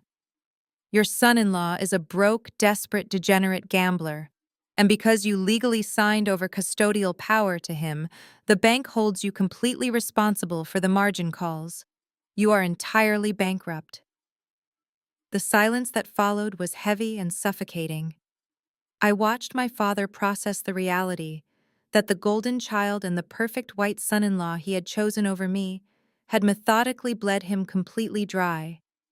The sheer psychological break happening behind his eyes was terrifying to witness. Suddenly, a primal, guttural roar erupted from Calvin's chest. It was not the sound of a dignified, wealthy patriarch. It was the sound of a completely broken man who had just lost his entire reason for living. He dropped the heavy financial files, letting the papers scatter all over the linoleum floor. "Where is he?" Calvin roared, his face turning a terrifying shade of dark purple. "Where is that pathetic piece of trash?" Before anyone could stop him, Calvin spun around and sprinted out of the secluded alcove. He was moving with a violent, chaotic energy, completely ignoring Brenda's frantic screams for him to stop. I immediately stepped out of the alcove to follow him, with Julian walking calmly right beside me. I did not want to stop my father. I wanted a front row seat to the absolute destruction of their fake, perfect family. Calvin stormed down the main corridor, pushing past a startled nurse carrying a tray of medications. He burst through the heavy double doors of the surgical intensive care unit waiting area. Connor was standing near the vending machines holding a stale cup of hospital coffee and aggressively scrolling through his phone, probably trying to find a sleazy bankruptcy lawyer who would work for free. Connor looked up just as Calvin charged across the waiting room. The younger man barely had time to register the pure homicidal rage on his father-in-law's face before Calvin was entirely upon him. Calvin did not yell. He did not ask for an explanation. He lunged forward with both hands out violently, shoving Connor backward. The forceful impact sent Connor crashing into the heavy glass front of the vending machine. The glass cracked loudly under his weight, and the hot coffee splashed all over his expensive tailored shirt. "You stole my life," Calvin screamed, his voice echoing through the entire intensive care ward. "You stole everything I ever worked for, you parasitic garbage." Connor scrambled to regain his balance. his eyes wide with sudden absolute terror. "Calvin, wait," he stammered, putting his hands up defensively. "I can explain. The market took a bad turn. I was going to earn it all back. I just needed a little more time to flip the investments." Calvin did not hesitate. He lunged forward again this time, wrapping both of his large hands directly around Connor's throat. He squeezed with a terrifying primal strength, lifting the younger man slightly onto his tiptoes and slamming his head back against the metal frame of the vending machine. Connor's hands immediately flew up to claw desperately at Calvin's wrists. His face began to turn a bright, blotchy red as his airway was completely crushed. He kicked his expensive leather shoes against the hospital floor, gasping frantically for air that could not reach his lungs. "Give me my money back," Calvin roared, spit flying from his lips. "You stole my retirement. You made my daughter forge my signature. I will kill you right here. I will snap your neck, you worthless fraud." Brenda came sprinting into the waiting area, her expensive heels slipping on the polished floor. She let out a blood-curdling shriek when she saw her husband actively strangling their son-in-law. "Calvin, stop it!" she shrieked, throwing herself at his back and desperately trying to pull his arms away. "You are going to go to prison. Let him go." But Calvin was completely lost to the rage. He easily shoved Brenda off him, sending her tumbling to the floor. Her perfectly styled hair fell out of its expensive updo, and her designer dress tangled around her knees. She sat on the floor sobbing hysterically, her makeup running down her face in dark, ugly streaks. The scene was absolute pure chaos. The perfect affluent church family, the people who had always sneered at anyone who did not meet their impossible social standards, were currently engaged in a violent physical brawl in the middle of a public hospital. They looked exactly like the trashy reality television shows they always claimed to despise.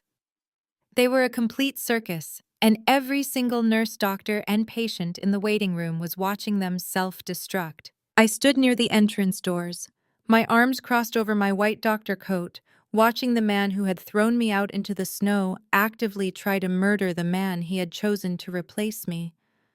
I felt absolutely no urge to intervene. I felt no panic.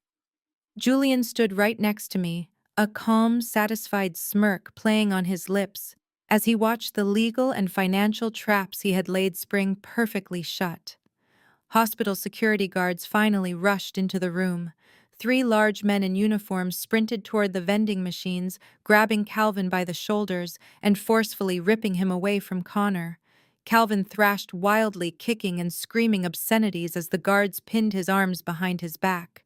Connor collapsed onto the floor, coughing violently and gasping for air. He was clutching his bruised throat, tears streaming down his face. His expensive suit was torn and soaked in cheap coffee. He looked pathetic. He looked like the absolute coward he truly was. "Call the police!" Connor wheezed, pointing a shaking finger at Calvin. "He just tried to murder me. I want him arrested for attempted murder." Calvin strained against the security guards, his eyes bulging with pure hatred. "Go ahead and call them, you thief," Calvin screamed back. "Because the second they get here, I am having you arrested for grand larceny, wire fraud, and elder financial abuse. You are going to rot in federal prison for the rest of your miserable life." I looked down at Brenda, who was still sobbing on the floor, surrounded by the scattered financial documents that proved their absolute ruin. She looked up at me, her eyes begging for some kind of intervention, some kind of daughterly sympathy. But there was none left to give. The well had run completely dry 2 years ago. This is what happens when you build your entire life on lies and colorism. I said, my voice slicing clearly through the chaos of the room. You chose the shiny fake gold over the real thing, and now you get to choke on it. The hospital security guards firmly escorted a shouting Calvin out of the waiting area, holding his arms locked tightly behind his back. He was screaming wildly about his stolen money until the heavy double doors swung shut, cutting off his voice entirely. Connor remained on the floor, coughing up the last of the cheap coffee that had spilled all over him. He slowly dragged himself to his feet, leaning heavily against the cracked glass of the vending machine. He did not ask how Chloe was doing. He did not ask if her $80,000 leg surgery had been successful. He simply looked at the scattered financial documents on the floor and realized his massive con was completely over. I need to get out of here, Connor muttered, his voice hoarse and raspy from being violently strangled. He adjusted his torn suit jacket, refusing to look at my mother. The Securities and Exchange Commission is going to freeze my personal accounts by tomorrow morning. I need to pack my bags right now. Brenda looked up from the floor, her tear-streaked face twisting in sudden panic. Connor, where are you going? She pleaded, reaching a trembling manicured hand toward him. Chloe is still in the intensive care unit. She is going to wake up soon. She needs her husband. We need you to fix this massive mess with the bank. Connor let out a dark, bitter laugh. Fix it, he coughed, wiping coffee from his chin. There is absolutely nothing left to fix, Brenda. The money is gone, and I am not sticking around to take the fall for your delusional family or your drug-addicted daughter. Tell Chloe I will have my lawyers send the divorce papers directly to her hospital bed. I am leaving the country tonight.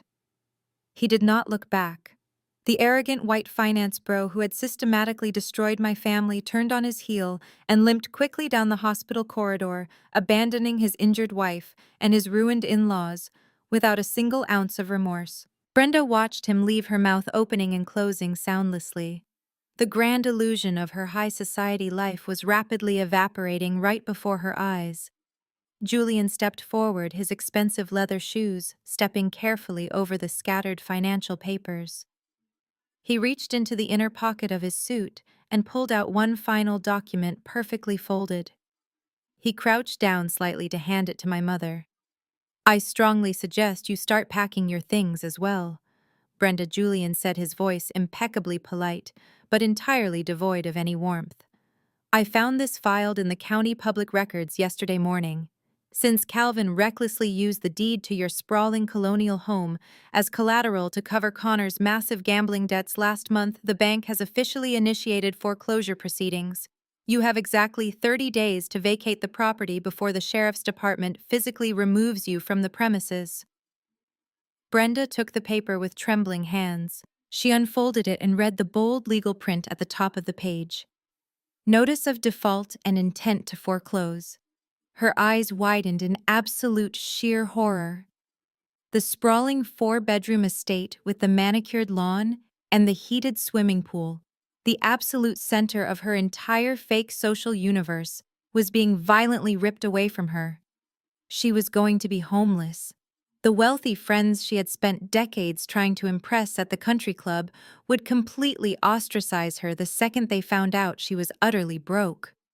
The crushing reality of her complete destitution finally broke her.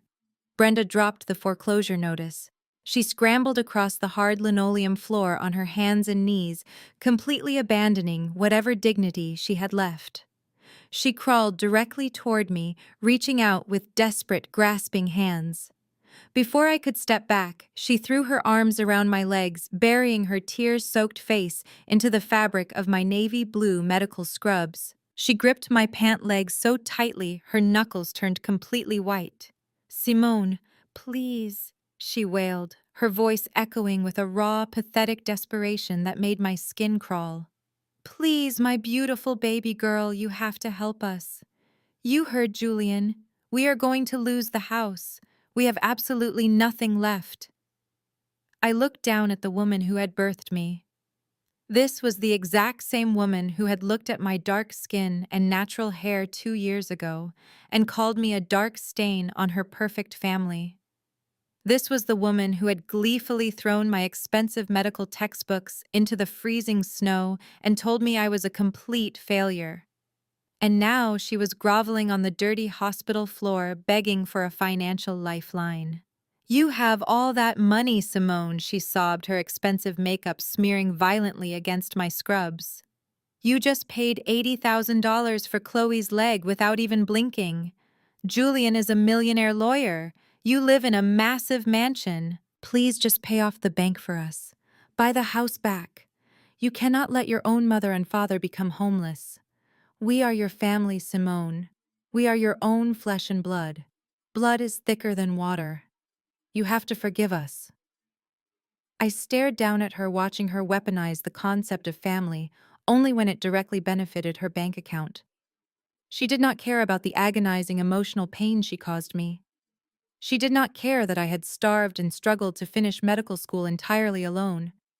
She only cared that my bank account was currently large enough to save her from public humiliation. I felt Julian step close behind me, his presence a silent, unwavering pillar of support. I did not need him to intervene. I had waited 2 long, agonizing years for this exact moment. I aggressively jerked my leg backward, ripping my scrubs out of her desperate grip. Brenda lost her balance and slumped forward onto the hard floor, her hands landing flat against the cold tiles. "Blood," I asked, my voice slicing through the air like a sterile scalpel cutting through dead tissue. "You want to talk to me about blood and family right now?" I took a step back, looking down at her pathetic, trembling form with absolute clinical disgust. Where was that blood loyalty 2 years ago, Brenda? Where was my family the day I graduated at the absolute top of my surgical residency program? I will tell you exactly where. You were busy getting hot stone massages at a luxury spa with Chloe celebrating her new stolen sports car. Where was my family the day I walked down the aisle and married Julian? You and Calvin were busy hosting a lavish backyard barbecue for Connor, showing off your perfect white son-in-law to the entire neighborhood. Brenda looked up at me, her eyes wide and pleading, fresh tears streaming down her ruined face. "Simone, please, we made a terrible mistake." It was not a mistake, I snapped, cutting her off completely. It was a calculated choice. You made your choice the night you threw me out into that blizzard. You chose your lighter-skinned lying daughter and her fraudulent husband because they fit your pathetic superficial aesthetic. You decided that my dark skin and my honesty were not good enough for your perfect country club family. You happily discarded me like garbage to protect a lie. I adjusted my crisp, white doctor coat and looked at her one last time, erasing every single trace of her from my heart. You do not get to come crawling back to me just because your shiny, fake gold turned out to be completely toxic. You do not get to claim me as your loving daughter now that I am powerful and wealthy. As far as I am concerned, the parents who raised me died 2 years ago in that freezing snowstorm. I have no family sitting on this floor. I turned my back on her, leaving her sobbing uncontrollably in the waiting room, surrounded by the absolute wreckage of her own terrible choices. I did not look back. I walked down the bright hospital corridor with my husband right by my side, the rhythmic clicking of my shoes echoing with the sound of pure, unadulterated freedom. I walked away from my mother, leaving her sobbing on the cold linoleum floor of the waiting room. The sound of her desperate apologies faded into the background as the heavy double doors closed behind me. I felt a massive, crushing weight lift off my shoulders. For my entire life, I had carried the burden of trying to be good enough for people who were fundamentally committed to misunderstanding me. Now that burden was completely gone. Julian and I retreated to my private office at the end of the emergency department corridor. It was approaching 3 in the morning. The chaotic energy of the hospital had finally settled down into the eerie quiet of the graveyard shift. Julian was resting his eyes on the small leather sofa in the corner, his expensive suit jacket draped over the back of a chair. He had systematically destroyed my abusers with brilliant legal precision, and now he was giving me the space I needed to decompress. I sat at my desk sipping a lukewarm cup of black coffee. My shift was technically over, but as the department head, I always stayed late to review the post-operative charts of my critical patients. I pulled up the digital telemetry dashboard on my computer screen. This system allowed me to monitor the real-time vital signs of every patient currently admitted to the surgical intensive care unit. I clicked on Chloe's profile. Her heart rate was steady. Her blood pressure was holding within a normal range for someone who had just undergone a major vascular bypass. But as I scrolled down the digital chart, a tiny yellow warning icon flashed in the corner of the screen. It was an automated alert from her patient-controlled analgesia pump. The PCA pump was the computerized medical device connected directly to her intravenous line. It was filled with a highly concentrated dose of liquid fentanyl designed to manage her severe post-surgical pain. The machine is strictly programmed with a hard lockout interval, so a patient cannot accidentally overdose themselves, no matter how many times they press the delivery button. I stared at the yellow warning icon. The digital log indicated that the physical security casing of the pump had been manually bypassed. Someone had accessed the administrative override menu. A cold, sharp spike of adrenaline hit my bloodstream. Nurses do not use the manual override in the middle of the night without logging a formal physician order. And Chloe was heavily sedated, practically unconscious. She could not possibly manipulate the complex digital keypad herself. I quickly minimized the medical chart and opened the hospital security network. As the department director, I had live access to the closed-circuit cameras installed in every intensive care suite. I typed in my credentials and brought up the high-definition camera feed for room 412. The room on the screen was dark, illuminated only by the faint blue glow of the medical monitors, but there was a figure standing directly beside Chloe's bed. I leaned closer to the monitor, my eyes narrowing. It was a man wearing a dark hooded sweatshirt pulled up over his head, but the expensive leather dress shoes and the torn coffee-stained dress pants gave his identity away instantly. It was Connor. He had not fled the country. He had not gone to the airport. He was standing right there in the dark, hovering over his heavily sedated wife. I watched his movements through the grainy security feed. He was not holding her hand. He was not stroking her hair or whispering words of comfort. His entire focus was fixed on the glowing screen of the fentanyl pump. He had a small metal tool in his hand, likely a stolen screwdriver, and he was using it to pry open the clear plastic security box that protected the medication vial and the programming keypad. My mind raced, processing the incoming data with the cold, calculated speed of a trauma surgeon. Why was he here? He had just declared his absolute hatred for this family. He had admitted he was entirely broke and facing federal investigation. Julian had told him his accounts would be frozen by morning. He had absolutely no money to run away. And then the horrific realization hit me like a physical blow to the chest. Life insurance. 2 years ago, when Connor first married into the family, my father Calvin had proudly bragged about the massive comprehensive life insurance policies he had purchased for both of his daughters. The payout in the event of an accidental death was $1 million. Connor owed massive amounts of money to illegal gambling syndicates and loan sharks. Those were the kind of people who did not care about SEC investigations or frozen bank accounts. They wanted their cash, and they would resort to extreme violence to get it. Connor was a desperate, cornered animal. A sudden, tragic hospital overdose would completely solve all of his problems. If Chloe died tonight from a massive narcotic overdose, the authorities would look straight at her medical history. They would see the preliminary toxicology report, proving she was driving under the influence of cocaine. They would see her extensive history of using my stolen identity to buy illegal opioids. The police and the medical examiner would easily conclude that she was an active addict who simply figured out a way to break into her hospital pain pump and accidentally gave herself a lethal dose. It was the perfect crime. Connor would play the grieving, devastated widow. He would collect the $1 million tax-free insurance payout and disappear long before my ruined parents could ever prove a thing. He was completely willing to murder his own wife in cold blood to pay off his gambling debts. I watched the security feed as the plastic security casing finally popped open. Connor tossed the broken plastic onto the floor and quickly began punching numbers into the administrative keypad. He was reprogramming the machine. He was bypassing the safety lockouts and setting the pump to deliver a massive lethal bolus dose directly into her bloodstream. Given her compromised lung function and the trauma her body had just endured, a massive hit of fentanyl would cause respiratory depression within 30 seconds.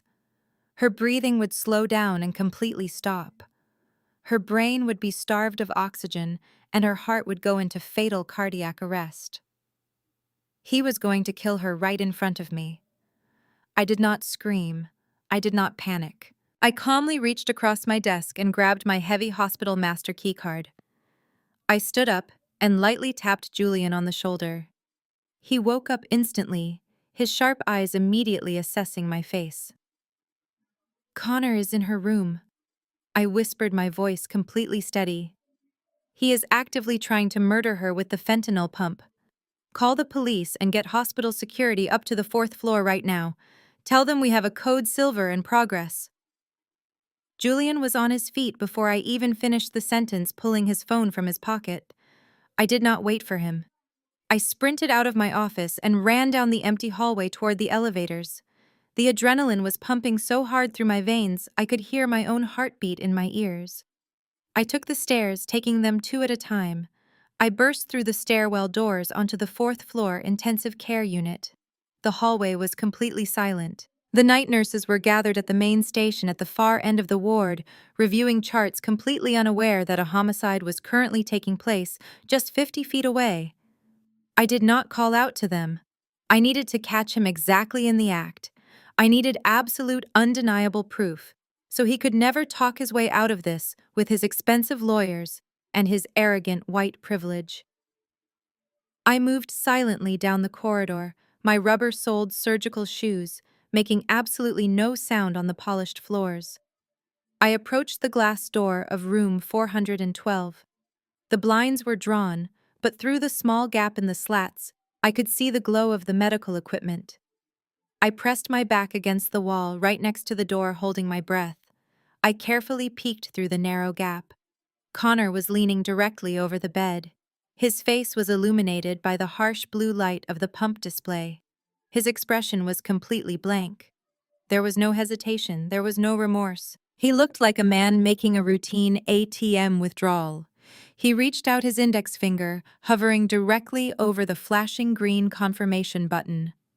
Once he pressed that button, the machine would instantly inject the lethal dose of fentanyl into her intravenous line. I gripped the heavy metal handle of the hospital door. I swiped my master keycard over the electronic lock. The light flashed green with a soft click. Connor's finger pressed down on the button.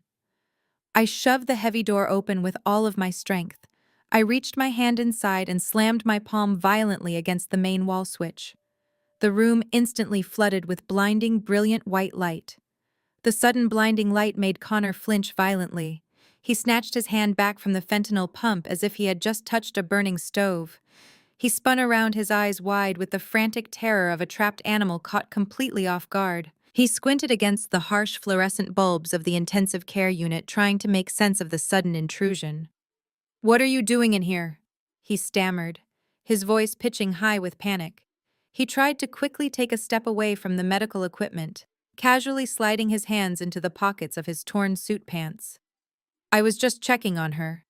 The machine was making a weird beeping noise. "I think it is broken." I did not blink.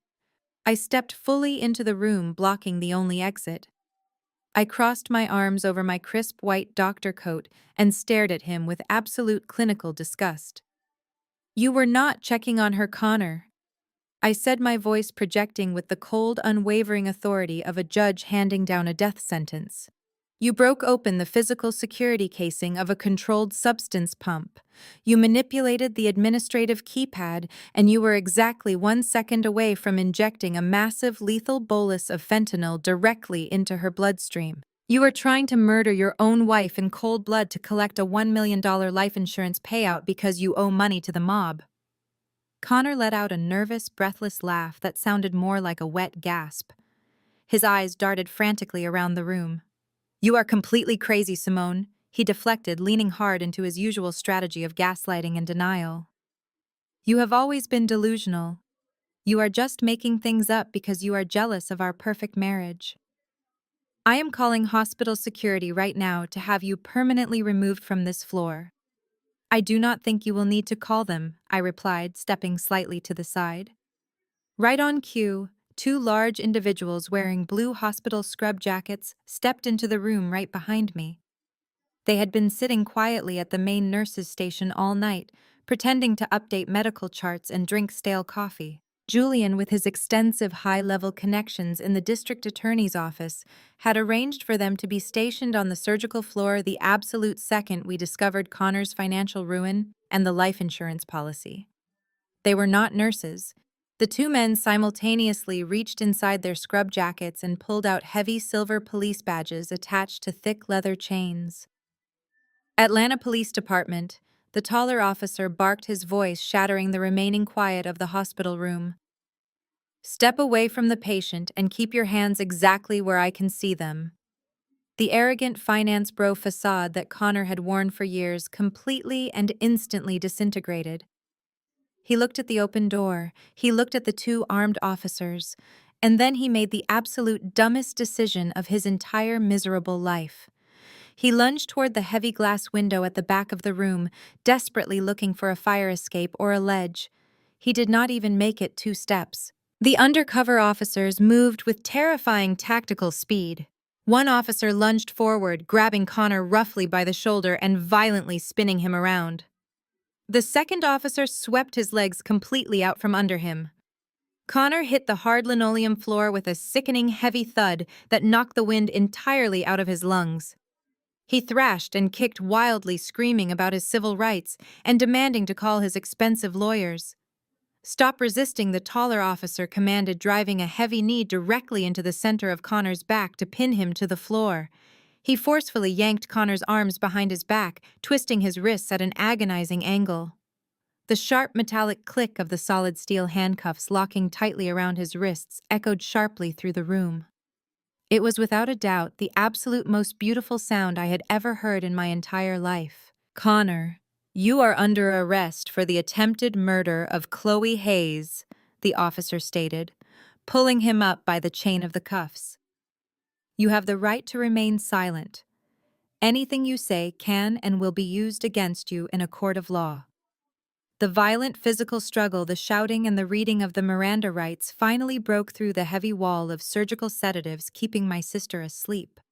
Chloe's eyes fluttered open, blinking rapidly against the blinding overhead lights. She let out a confused, groggy moan and slowly turned her head toward the center of the room. She did not see a phantom black woman in a beat-up Honda driving her off the road. She did not see a jealous, dark-skinned sister creeping into her room to poison her IV bags. She saw her perfect, wealthy, white husband, the man she had weaponized against her own family, the man she had worshipped and used to humiliate me, pinned face down against a hospital bed by 2 armed police officers. His torn, coffee-stained suit was wrinkled. His face was bruised from where my father had strangled him earlier, and he was sobbing uncontrollably, like a terrified, pathetic child. What is happening? Chloe croaked, her voice weak, raspy, and filled with genuine confusion. Connor, what are they doing to you? Why are the police here? I walked slowly over to the side of her hospital bed. I leaned down and picked up the broken pieces of the plastic security casing that Connor had pried off the fentanyl pump. I held the shattered plastic up right in front of her face so she could clearly see the physical evidence. Your perfect husband just broke into your pain management pump, Chloe. I explained, my tone completely devoid of any sisterly warmth or pity. He used a stolen tool to bypass the digital safety protocols. He was about to flood your heart with enough raw fentanyl to kill a horse. He is entirely broke. He lost all of Dad's retirement money to illegal gambling syndicates, and he came in here tonight to execute you in your sleep so he could collect your life insurance policy and run away. Chloe stared at the broken plastic in my hand, and then her wide, terrified eyes darted down to Connor. The sheer impossibility of the situation was short-circuiting her brain. Connor, tell her she is lying. Chloe begged, her voice cracking with absolute desperation. Tell them you are just trying to fix the machine. Tell them you love me. But Connor did not look at her. He did not profess his undying eternal love or declare his absolute innocence to his injured wife. He did not even acknowledge her presence in the room. He looked up at the police officers with tears streaming down his face and instantly started trying to save his own skin. If I cooperate right now, will the district attorney offer me a plea deal? Connor whimpered, completely ignoring his wife's desperate pleas. I can give you names. I know the guys running the illegal sports books downtown. I can give you the whole syndicate operations. Just please do not put me in a maximum security prison block. I will tell you everything you want to know. The sound of his pathetic, cowardly bargaining was the final fatal blow. Chloe's entire narcissistic reality shattered into a million irreparable pieces right there on the hospital bed. The man she had chosen over her own sister, the man she had helped steal from our father, the man she had proudly paraded around country clubs to validate her own superiority, had just casually traded her life for a gambling debt. And now he was actively trying to trade his criminal friends for a lighter prison sentence. She was absolutely nothing to him. She had never been anything to him but a convenient financial pawn and a disposable asset. All the lies she had told, all the manipulation she had orchestrated, all the people she had destroyed to build her perfect, flawless image. It had all been for absolutely nothing. She had married a monster who was far worse than the fake monster she had pretended I was. Chloe let out a devastating hollow wail. It was not the fake manipulative crying she always used to get her way with our parents. It was the agonizing guttural sound of a woman who had just realized her entire life was a massive toxic lie, and she was now completely and utterly alone in the world. She buried her face in her hands, sobbing so hard her monitors began to beep wildly. The police officers hauled Connor roughly to his feet, ignoring his pathetic whimpering. He did not even glance at Chloe as they marched him aggressively out of the intensive care unit, his head hung low in absolute total disgrace. The heavy glass door slid shut with a soft hiss, leaving me entirely alone in the room, with the sister who had spent her entire life trying to destroy me. I stood at the foot of her bed watching her cry. 2 years ago, her tears had been the weapon that got me thrown out into a freezing blizzard. Now her tears were just the pathetic aftermath of her own self-destruction. I reached into the deep pocket of my white doctor coat, my fingers brushing against the thick, folded stack of papers. The police had taken care of Connor and his attempted murder charge, but I still had her undeniable toxicology report and a drafted federal lawsuit for severe identity theft burning a hole in my pocket. It was finally my turn to finish this. The morning sun pierced through the sterile blinds of the intensive care unit. I walked into room 412 for the very last time. Chloe was wide awake. The heavy surgical sedatives had completely worn off, leaving her in raw, agonizing physical pain. But the physical pain was absolutely nothing compared to the psychological hell she was currently living in. Her husband was sitting in a county jail cell. Her parents were completely bankrupt, and she was trapped in a hospital bed with a newly reconstructed leg staring at the ceiling in complete despair. I did not wear my white doctor coat this time. I wore a tailored navy blue suit, the kind of suit a wealthy executive wears when they are closing a massive corporate acquisition. I walked over to the side of her bed, and I did not ask her how she was feeling. I simply reached into my leather tote bag and pulled out 3 thick, heavy stacks of legal documents. I tossed them onto the thin hospital blanket right over her lap. They landed with a heavy, satisfying thud. Chloe flinched, her eyes darting from the papers up to my face. "What is this?" she whispered, her voice trembling with a fresh wave of panic. "That is your new reality, Chloe," I answered, my voice calm and completely detached. "The first stack is your finalized hospital bill. The total comes to exactly $412,000. The vascular grafts, the intensive care suite, the trauma surgeons, it all adds up incredibly fast when you do not have health insurance." "I do have insurance," she cried out desperately, clutching the blanket. "Connor set up a premium policy for us last year." I shook my head slowly, giving her a cold, pitying look. "Connor let that policy lapse 3 months ago. But even if it was active, they would not have paid a single dime.